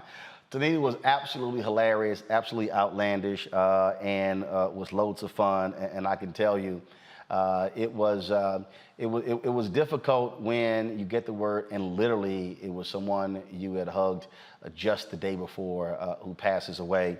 And so certainly condolences to her family. And the thing that I say, all the time, Robert, Monique, and Tanya, I remember there were people who were tweeting and they were saying, oh man, Roland is really into this concert. He's living his best life. And I say to people all the time, my hashtag is live life, love it. The reality is Circumstances can change extraordinarily fast. Look, no one is promised no day, no hour, no minute, no second, and so we must take best advantage of it. And so Tanita was one of the folks who did that. And so, I remind people all the time, don't put off tomorrow what you literally could do today, whether it's to call someone, to hug someone, just to say hi, just to say I'm checking on you, because you may never get that chance.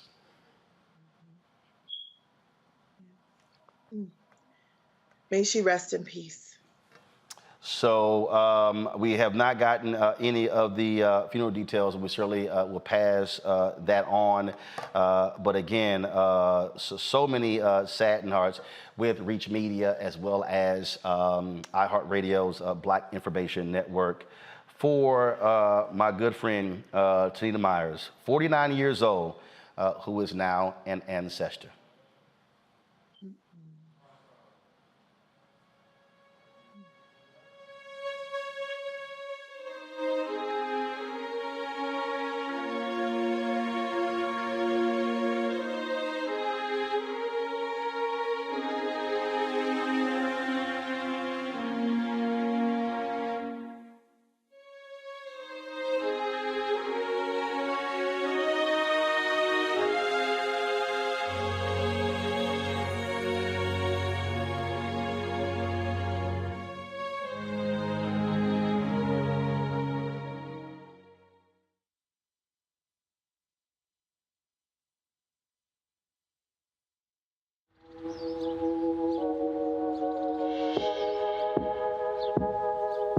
Hold fast to dreams. For if dreams die, life is a broken-winged bird that cannot fly. Hold fast to dreams. For when dreams go, life is a barren field, frozen with snow. Lots of oranges, half the sugar, 1,000% delicious. That's simple math. Say yes to simple. Made the simple way. With real lemon juice, 75% less sugar, and Say yes to simple.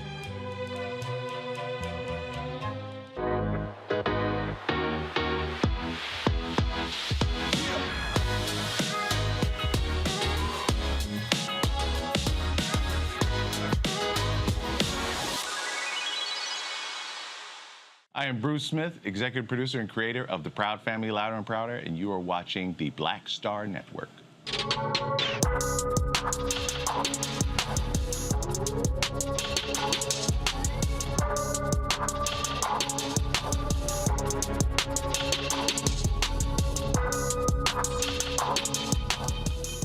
All right, folks, while we were in Essence, New Orleans this year for the 2022 Essence Festival, we caught up with a lot of great folks, including 3 of the cast members of the animated show, The Proud Family.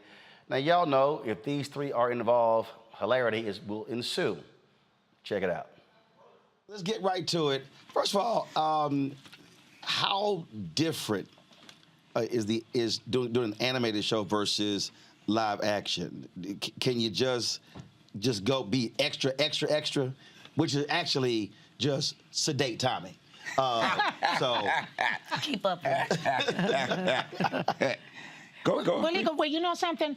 For me, it's almost the same, except that I see some other little character with my voice coming out of it. But for me, if a piece is written well, a script is written well, then I can make it happen. I just switch gears and just become whoever it is I'm supposed to become. Now, did you change your voice or what? I altered it just a little bit because initially when I got hired for it by Ally McKnight 20-some-odd years ago, they wanted to be 80-something years old. Of course, some years ago for this show? Yes. What the hell took so long? It's a reboot. We're a reboot, baby. Big boot. She wanted to be 80, so I had to exaggerate her a little bit and give her a little bit more age, because everybody knows that I can, distinguish back and forth between ages. Yeah. Oh, me? I love live action, and I'm waiting for the day that we do Proud Family live action. because we fit right into our characters. You know, it would be so much fun for us to do, like, I've seen it in Garfield, where you jump straight from, you know, the animation into the real life people. We can leave some of our characters that don't match up behind. We can make an excuse why Cedric has gained a little bit of weight. Yeah, just give us a live action special. Where, you know, so... I'll do a silver gray. So that's to answer your question. Although I love going to work and not having to do the hair and makeup, live action is fun. Now, are y'all recording in the same space at the same time? We used to. We used to, but the pandemic came along. Right. So we were doing it from home, and then once it lightened up, we said, well, why do we have to get in traffic? You know, we just might as well go ahead and do it. Right. And but it's a different energy though when you're in the same room. I mean, I can tell you, doing a television show, having a panel is different than if they're on Skype or Zoom or on FaceTime. Well, you know what? In reality, and all, I think we only were together maybe 3 or 4 times. I think the magic for me, and all, I think I did 3 shows with Tommy, maybe 2. And I got to do with Paul. And Pappy, I don't think I ever did one with him. Right. I know the character so well. I know their energy so well. I hear their voices very well. I know exactly what they're going to say and how they're going to say it. So I didn't need to, when we got dropped back, I didn't need to have them physically there. I already had them spiritually there. So what you're really saying is you don't like being around people. No, I love it.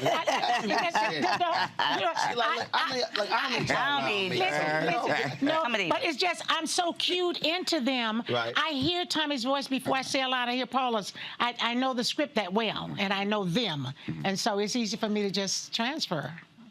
I love it. I love not being on camera, because I could just go. I ain't got to worry about no camera angles. Right. Right. You know, and see if I cry, I'm a little vain. You know, if I'm crying in a movie or something, you know, I'll be like, you know. Right. You know, if I'm crying behind the microphone curtain, right. Tommy we love in living color, you know. You know, it's a whole yeah. But in order to get all that out, you know, you can't be looking good at the same time. So. Yeah, it just don't work together. But also, I mean, again, people don't understand. I mean, the mediums are different. Look, doing television different from doing radio. It's just a whole different dynamic in terms of how you have to paint the picture for the audience. And so same thing with. Granted, you have the animation piece. So when you're behind that microphone, are you also seeing the show visually as you are doing your thing? I feel restricted. I'm just the opposite. I'm a high energy person. I'm kind of hyper, and I feel like I can do my character. I can do my character even better if I was actually physically in my scene. You know? I do that. So I know when Ralph and Bruce are there, and Calvin or whoever's there, the writers are there, and we're going through the script. I'm always doing something that Sugar Mama would do because my energy is. I feel restricted in that chair. You know. So if we were to go live action, oh hell, she'd be a lot funnier than when she is. Exactly. I just got enough like a phone. It would be hilarious. And you got to remember, you know, we're taking from the page and putting it to the cartoon. Taking from the page. So what you're reading there, you know, you can't just read it mildly. You got to go, you know, if you're turning the curb, like, you know, Bruce is, the way he directs or Ralph directs, you know, you're coming around the curb and you're coming around real hard while you're saying that.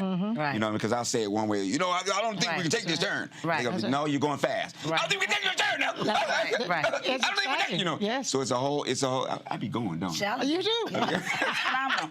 That's why I miss working with you. You really, you kept, I think we worked well together by grounding each other. And, you know, you brought me up. I kind of, you know, but as I'm watching this new season, you are phenomenal. Everything is just going as, you know, God intended. And she is Trudy. I mean, when she come along, you know, she's got this thing. We really got a rhythm, you know. Us three have a good rhythm because Sugar Mama, you know, it always ends with her busting me in my head. You know, so I go, Sugar Mama, go! You know, it always. But she loves her though. It's with love though. Let somebody mess with Oscar and see how crazy Sugar Mama really is. That's right. That's right. My skinny little boy. Only she can mess with Oscar. So how much they allow y'all to improvise? A lot. Because you say I just get to go. I like, I kind of they get mad at me sometimes. They be like, Tommy, that wasn't on the page. You know, they'll use it. But they'll use it. Next thing you know, they'll use it. You know, but that's the good thing about. And that's when you go. Yeah, right. That's when you don't say nothing.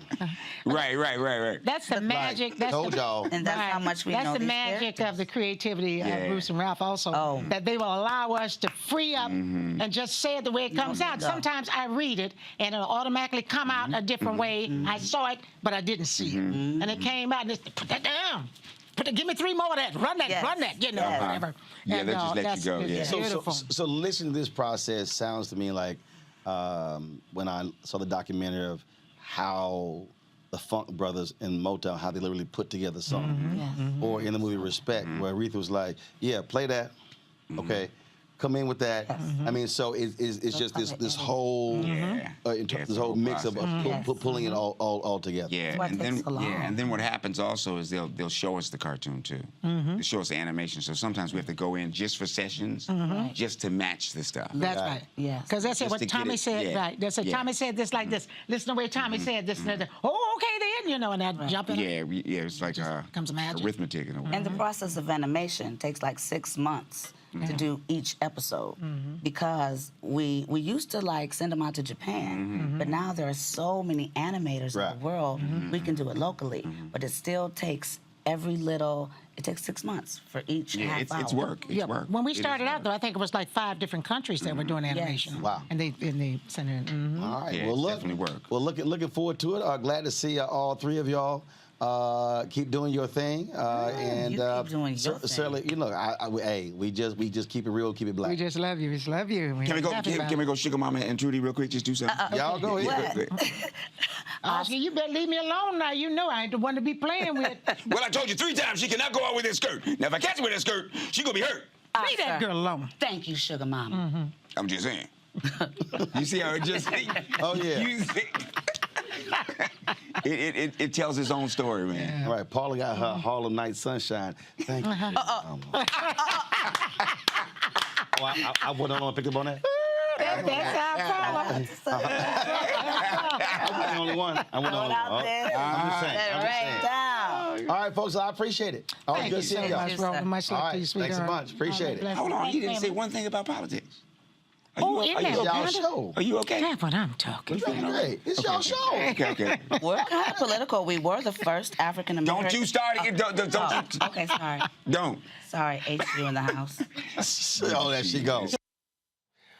All right, y'all. So here's the deal. Y'all know, typically after we do these interviews, we then do drops with different people. Now, Peyton knocked us out.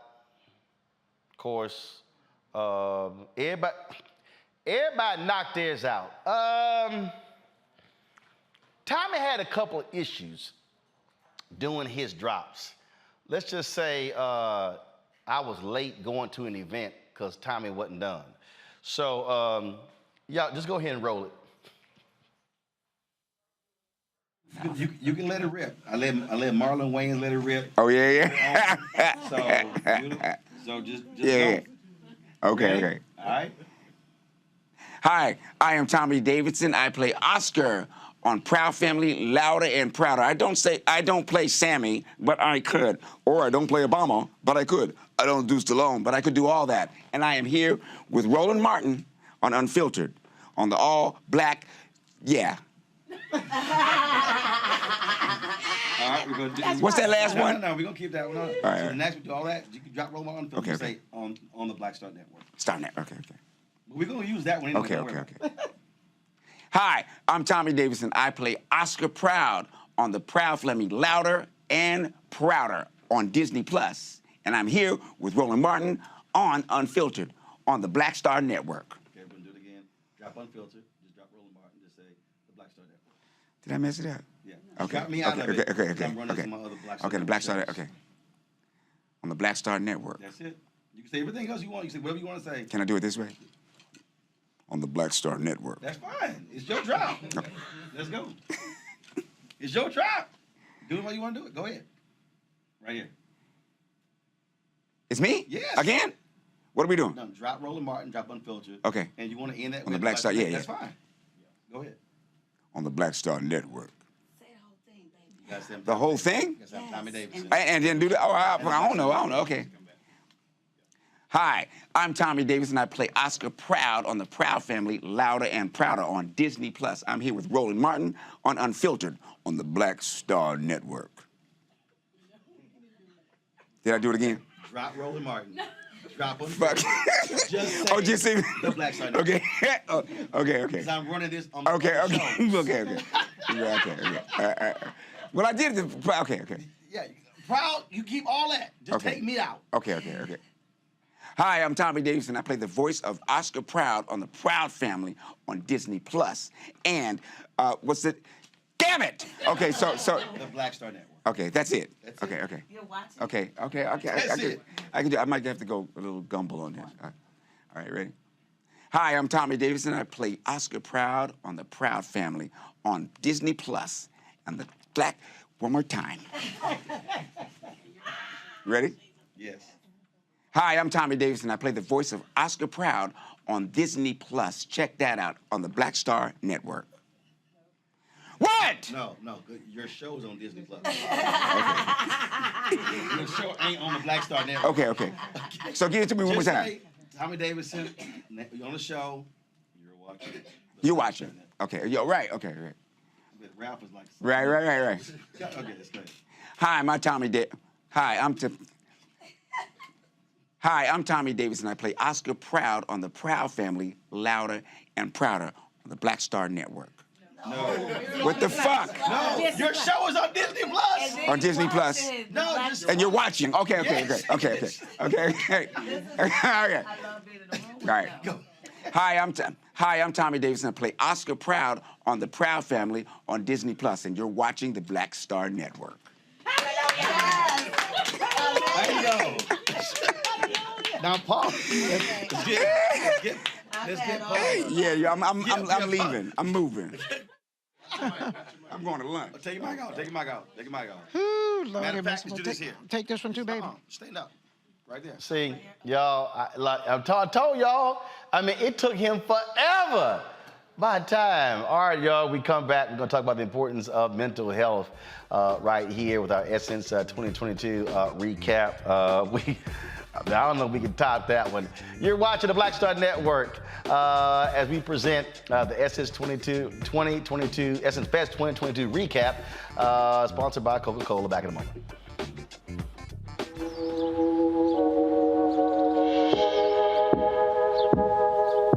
Hold fast to dreams. For if dreams die, life is a broken-winged bird that cannot fly. Hold fast to dreams. For when dreams go, life is a barren field, frozen with snow.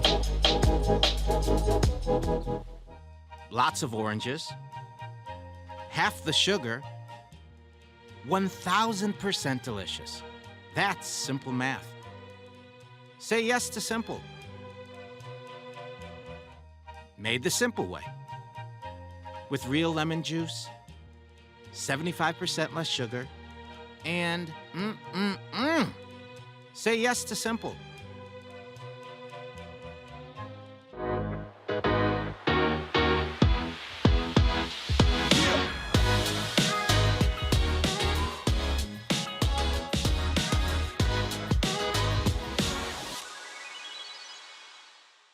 Hi, I'm Tommy Davis, and I play Oscar Proud on The Proud Family on Disney+, and you're watching the Black Star Network.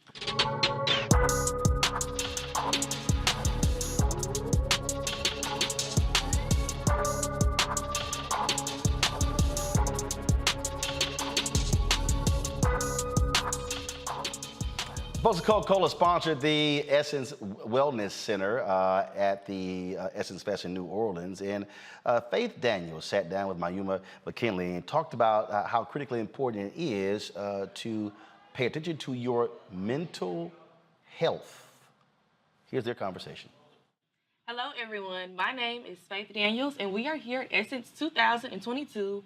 And you know it's lit, and I am here with Mayuma McKinley, licensed mental health therapist. Okay, period. So it's been 2 years since Essence has actually been here. How does it feel to be back? I'm excited. I'm originally from Louisiana, so this is my first time back here during a major event since about a month ago. And so I'm excited to see the many people. I'm excited to see the performances. I'm excited about all of the panels. We have some really, really great people that I've seen at the convention center. They're on lineup, so I'm excited just to learn and grow and meet people.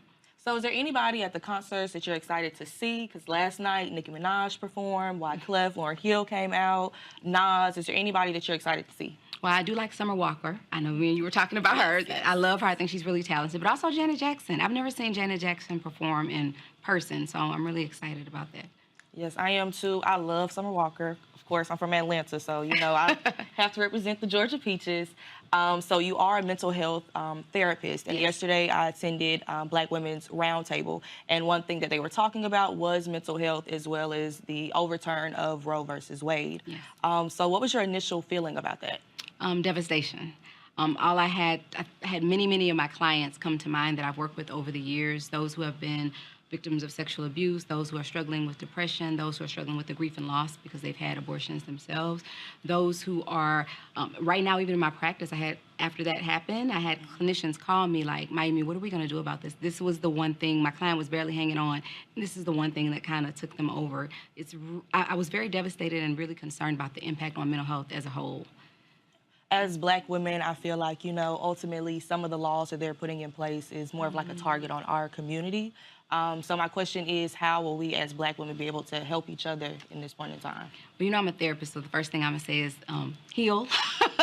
Heal, and just really taking time to have these type of conversations, talking to one another, really being honest with how we feel about what's happening, because it's bringing up a lot for a lot of people, right? Those who have had previous abortions, those who have had medical challenges when they were giving birth, those who have lost babies and children.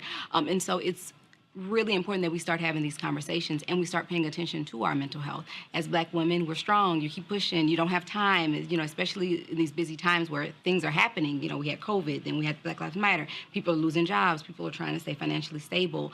There are so many stressors, so I think it's important that we take the time to really check in with ourselves. So that would be my answer, making sure that we have the conversations, continue to check in with ourselves so that we can get the support and assistance that we need. What would you like to see from the government happen in terms of mental health? I feel like, you know, they're putting out these laws, but they're not giving enough resources to help the people that they're ultimately affecting. I haven't heard anything about resources. I haven't heard anything about we're going to make mental health more accessible. I haven't heard anything about we're going to, you know, make sure we pour funding into mental health programs. Not saying it isn't there, but I definitely haven't heard anything. So I would encourage that. Make it easily accessible. Make it affordable, you know, making sure that there aren't limitations when people do utilize their insurance. So I would want them to pay attention to that, because this is going to have a detrimental domino effect on mental health. I kid you not. Yes, ma'am. So as a therapist, you know, you're helping others manage their mental health. How are you able to manage yours during unprecedented times, such as COVID and a new abortion law going on? Checking in with myself, making sure that I call on my friends, my colleagues for support, just to talk it out, but making sure that I'm not holding it on the inside, and really being honest with myself. Therapists get stressful too. Like, we're human. We're human beings. I can have family members say, but you're a therapist. Yes, and I have the coping skills. I know them, but I'm human, and it gets to me as well. So I've had to make sure that I check in with my colleagues, that I have my family members, my partner, everyone that I talk to, so that I'm making sure that I'm being honest with myself and processing how I feel. People lose sight of how important that is. Yes, ma'am. What is your why? You know, like, everybody decides what they want to do with a career, but also to, like, help people and to help them get through things. What is your why for that? Healing. Just watching family members struggle with mental health diagnoses, seeing the impact that Roe versus Wade or other instrumental Black Lives Matter, losing police brutality, people grief and loss, all of these things, just watching how it's had such a negative impact on people's lives and relationships, romantic, friendships, job opportunities. So my why is because I want to see people be the best version of themselves. I want people to be emotionally healthy, because physical health we pay attention to all the time, right? Your stomach hurt, you break your leg, you go. But our mental health is our brain. We forget the brain is an organ. And I think that's the main thing. When our stomach hurts, we have a cut, we run to the doctor. Or, you know, for some of our Black men out there, they wait until it's at the very end, or somebody forces them to go to the doctor. But we take care of it. But when it comes to our mental health, that's our brain. The most important aspect of all being, and we forget that it's an organ because we can't see it. So in terms of your demographics for people that come to you for, help, what would you say is more women or men that come to you? On my caseload right now, I have more women, but I will say there has been an increase in men seeking treatment, and also an increase in people of color seeking treatment. So I'm really excited to see that shift happening. So what do you feel like the disconnect has been from maybe 10 years ago, African Americans reaching out for help, or more so men reaching out for help? What would you say? A couple of different things. I know a lot of people from a religious standpoint felt like talking to a therapist and somehow they're not believing in God. And I think there's been a lot of pastors, a lot of religious folk who have came and kind of started breaking that stigma that you can have, praise God, trust God, and also have a therapist as well. And this was displayed by one of my young clients. It was so hilarious to me. She was telling me that her dad was like, why are you going to therapy? You need to just pray more. We go to church. What's wrong with you? And she said, well, Dad, God made therapists. And I was like, touche. He couldn't say anything after that. So just really, I think religion has played a role in being more open. You have more people in the clergy talking about it. Secondly, there have been a lot of celebrities coming out. We know celebrities influence culture. So a lot of celebrities coming out, talking about their own mental health diagnosis, the struggle, normalizing therapy. So I think that's also caused a shift as well. So whenever you were younger, was mental health big in your home, or is it just something that you grew to? Okay. Okay. Absolutely not. Absolutely not. It wasn't. I'm not going to say parents didn't care, but we do the best that we can. And, church was really important in my family. So definitely instilling values. Talking about your business to other people wasn't really encouraged. What happens in the house stays in the house, and some unspoken rules. Yes. So my desire came from me being curious. Just ask, why do people act that way? Or if somebody hurt my feelings, or my first heartbreak, I'm like, Mom, why did he do this to me? I really wanted to understand why. And so it led into me exploring psychology more. I love CSI and all those forensic psychology type shows. And I actually thought I was going to be a radiologist. It was actually the opposite. And then I took science, and I went to Xavier. Period. Went to Xavier, and I took, and I was like, ooh, this is not like high school. This is not like high school science. And so I took a psychology class and totally changed things for me. And I was like, this is where I'm supposed to be. This is my gift. And everything has been opened up opportunities for me since then. So whenever you were on campus, did they have like a counseling center? Was it open? Did you go? If they did, I want to say they did. Did I go? No, it was not something that I remember being promoted. Not saying that they didn't, but it just wasn't. It wasn't prominent. We had a psychology club. We had a whole psychology department. Everyone was there. Was very supportive. But I think at that time I was more interested in learning about the whys, like understanding behavior, understanding how diagnoses and trauma and alcoholism and all of these things that I had experienced in my family and extended family, why. So I think I was more focused there. It wasn't until after I left and relocated that I was like, okay, let's look at this therapy thing. Let's look at what this looks like when you're in a room with a person. Do you feel that representation matters in the mental health world of people who are being open about it or having black female therapists? I think it's ultimately important because people go to people and search for people who look like them, whatever it is. And so it is really important. I will say it's not the only thing that matters. There are some really great clinicians out there who are not of color. Of course, there are going to be cultural differences, but it doesn't mean that you can't get help. But definitely having representation is important. So what is your advice to anybody that might be struggling right now, that needs to talk to somebody? What is your advice to them? Talk. Don't give up. People think they go to one therapist, and if it's a horrible experience or they feel like they didn't connect, sometimes they give up or they say, I don't want to go through it. Finding the right therapist is essential. Sometimes it takes time. So give it at least 2 or 3 sessions. Like, the first session, you're kind of nervous. Give it at least 2 or 3 sessions. And if you don't feel it's a good fit, don't hesitate to tell that therapist. Just because we're a therapist doesn't mean we know everything. I ask my clients all the time, how are you feeling about this session? Is there anything happening that you feel uncomfortable with? And checking in. But if there's no connection, don't hesitate to try somewhere else. And there are wonderful platforms like Therapy for Black Girls. You can always check with your insurance if you have it to help you navigate and find the person that's right for you. What is your end goal? Not even just for the Essence Festival where you're at your panel, but ultimately, like, for your journey, what's your end goal with being a mental health therapist? To get as many people as I can on their journey to healing, to get as many people as I can to understand that mental health is important, to get as many people to understand that feelings do not disappear. They have to go somewhere. So whether you are stuffing them, not recognizing them, they will be displayed usually in our romantic relationships, in how we interact with our children, the types of friends, the types of people we keep around, those repeated patterns. They don't disappear. So you can choose how those feelings and the things come out by going to therapy and directly talking about it, or you can leave it up to your own devices, but they're going to go out. Feelings don't disappear. Thank you so much. I really enjoyed talking to you. I want you to leave your Instagram handle so everybody can get in contact with you. If they need services, they'll be able to reach you. So which camera are we looking at? This one? Yes, this one. So you can find me at my website, which is www.miyumemckinley.com. I know my name is so complicated. Miyume.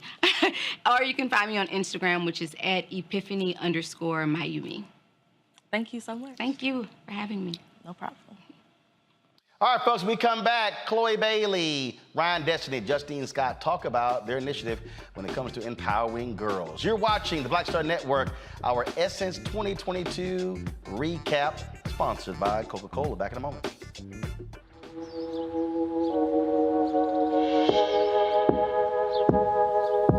Hold fast to dreams. For if dreams die, life is a broken-winged bird that cannot fly. Hold fast to dreams. For when dreams go, life is a barren field, frozen with snow.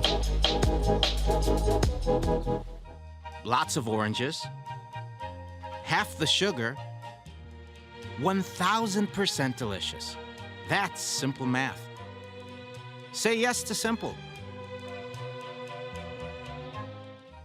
Made the simple way. With real lemon juice, 75% less sugar, and Say yes to simple.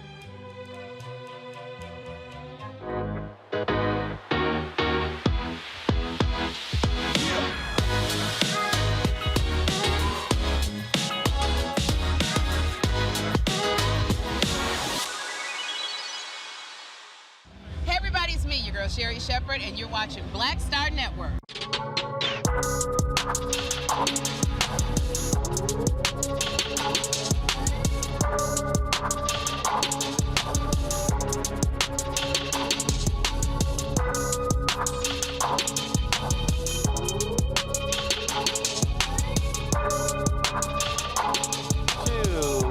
Network's 2022 recap of Essence Festival, sponsored by Coca-Cola. All right, there was a panel that took place featuring Chloe Bailey, Ryan Destiny, and Justine Scott, talking about the initiative dealing with young girls. Our cameras were there to capture it. Here is some of that conversation.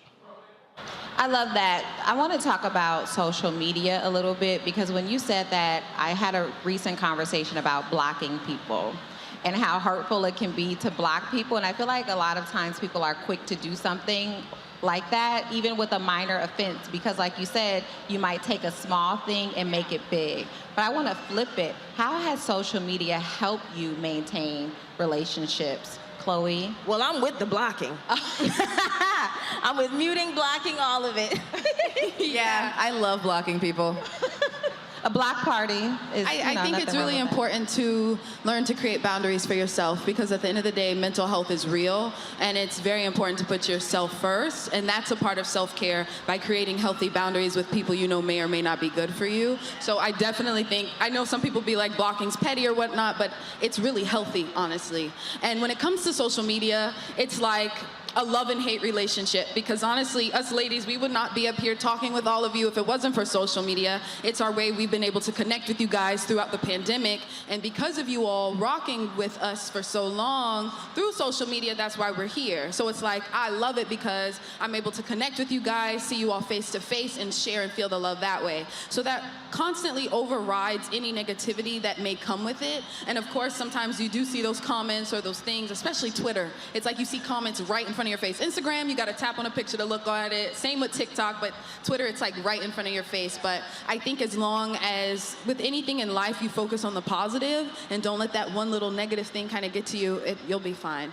But it is hard. We're human, it's hard, it's tough, especially now, like we're constantly comparing ourselves to one another. It's like the world teaches you there can only be one great thing of that. and that's not true. We all can shine in our own light and our own power, and I think that's why it's so important to have sisterhood, so that you can shine exactly the way you're meant to. I can shine, you can shine, you can shine, and God made us completely different. So we all have room to grow and to be. Yes, I'm here for the growth, but I'm also here for the block party. So Justine, what is something that would get you blocked? Tell it all. Sorry, guys.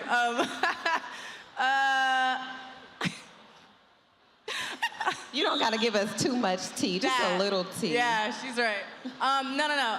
Blocked, honestly, all right, so if I actually know you, it takes a lot more for you to get blocked. Also, because I think I'm a little petty myself too. It's like, wait, I want you to see this. Like, you're about to see me. Like, there's no reason to block you. But if I don't know you and you're just like a troll on the internet, it could be the smallest thing. And I'm just like, block. Because like you decide to be petty, and if I saw it, then I'm just like, all right, boom. Then you'd be like, wait, what did I do? And sometimes I'll see people be like, wait, why did you block me? And it's like, I honestly don't remember, obviously, but like, you probably said something that made me want to block. You said something crazy, slightly. So talk nice in Justine's comments, everybody. It's just like, the reason why is because people don't understand. Like, yes, we are people that are in the limelight, but we have emotions too. So if you can get on the internet and like, you don't know what it feels like, you know what I'm saying? Like, you don't know and Twitter can be funny until you're the one being like attacked, you know? I say that all the time, like, oh my God, haha, that's so funny. And then once people are like, the energy is directed towards you, you're like, oh, it's not funny anymore, actually. Yeah. So I've even taken my approach back to thinking that certain things are funny online, because I myself, I'm sure like all of us on this stage have been in that position where we're just like, it's not funny anymore. Like, people are they just keep going. They just keep going. Like, they wake up and they keep going, and it's just like, no one's gonna stop. It was funny like maybe the first 3 times, and now it just keeps going, and it's just like, all right, well now, in order to keep my sanity, like, I don't wanna see that anymore, so let me block that out of my way. Because it's unnecessary, it actually is unnecessary. I love that. Please don't get blocked. To keep you from being blocked, though, I want to hear about love languages, but in friendships. What's your friendship love language, Ryan? Oh my gosh, that's a great question. I think, I don't know, maybe acts of service. Like, I love helping people, like when I can, you know, and offering that help. I think words of affirmation, really big one for friendships. You know, it's like, it's such a simple thing to like send a text to encourage your friends, and I think we should just all do it more often, you know? It doesn't take too much, and just those words mean so much at the same time. So I think words of affirmation is probably the top one for me, I think. Now that you ask. I think for me, it would have to be acts of service and physical touch. I'm such a hugger. I don't know, I'm like such a cling bear, and it's like, I'm like, yes, love, love. And, you know, something I'm learning to do actively is like with the words of affirmation, because I think when we get caught up in ourselves and in our lives, it's like, yes, I'm so busy, but we also can't forget to reach out to our loved ones. And so that's something I'm actively working on, because it's like, I want people to reach out to me and say, hey, how you doing? And it's like, it's also, you both have to meet in the middle. So that's something that I'm learning as I'm getting older when it comes to friendships and relationships and love and family, that, you know, it goes both ways as well. Justine? I would have to agree with both of you guys. Words of affirmation are certainly something that gets me. I like to reach out to my friends, even if you just think about it, like just send them a message, be like, how are you doing? Or love you, or you're doing amazing, or I love that performance that you did, or just, you know, it's just, you don't know when someone needs to hear it. And I'm sure you've heard that before. Like, you don't know what anyone's going through, even your friends, the people that you think you're the closest to, like, they may be having a down moment. I know sometimes I can, so whenever my friends reach out to me randomly, it just makes my day. Even if it's not just my friends, even if it's you guys, like seeing those messages that you send, I'm sure make our day. The videos, just whatever it is, the TikToks, like it definitely helps. So don't think anything goes in vain. All right, folks, that is it. If you want to see that full panel, simply go to the Black Star Network app where we actually live stream the full conversation. You can check that out. Friday, we are going to have our final recap show. Crazy, wild conversation with my man, Guy Torrey. Y'all don't want to miss that. Also, y'all know I ain't afraid to sit here and be with the people, and so a lot of selfies, a lot of dancing that took place at Essence Fest. We'll show you that as well. In addition to, we'll show you a conversation with Pastor, let me get it right here, Cindy Trim. So that's going to take place on Friday. Don't forget to please check us out. Download the Black Star Network app on all platforms: Apple phone, Android phone, Apple TV, Android TV, Roku, Amazon Fire TV, Xbox One, and Samsung Smart TV. That is it. We want to thank Coca-Cola for partnering with us to not only live stream and cover events down in New Orleans for the 2022 Essence Festival, but also partnering with us to provide for you all of the things that we covered and brought to you in these special recap shows. Thank you so very much, folks. I shall see you tomorrow right here on the Black Star Network. Holla!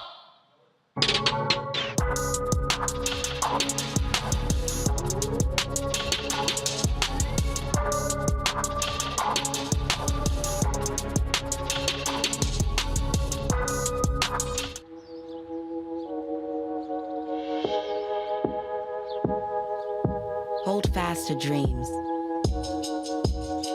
For if dreams die, life is a broken-winged bird that cannot fly. Hold fast to dreams. For when dreams go, life is a barren field, frozen with snow. Lots of oranges, half the sugar, 1,000% delicious. That's simple math. Say yes to simple. Made the simple way. With real lemon juice, 75% less sugar, and Say yes to simple.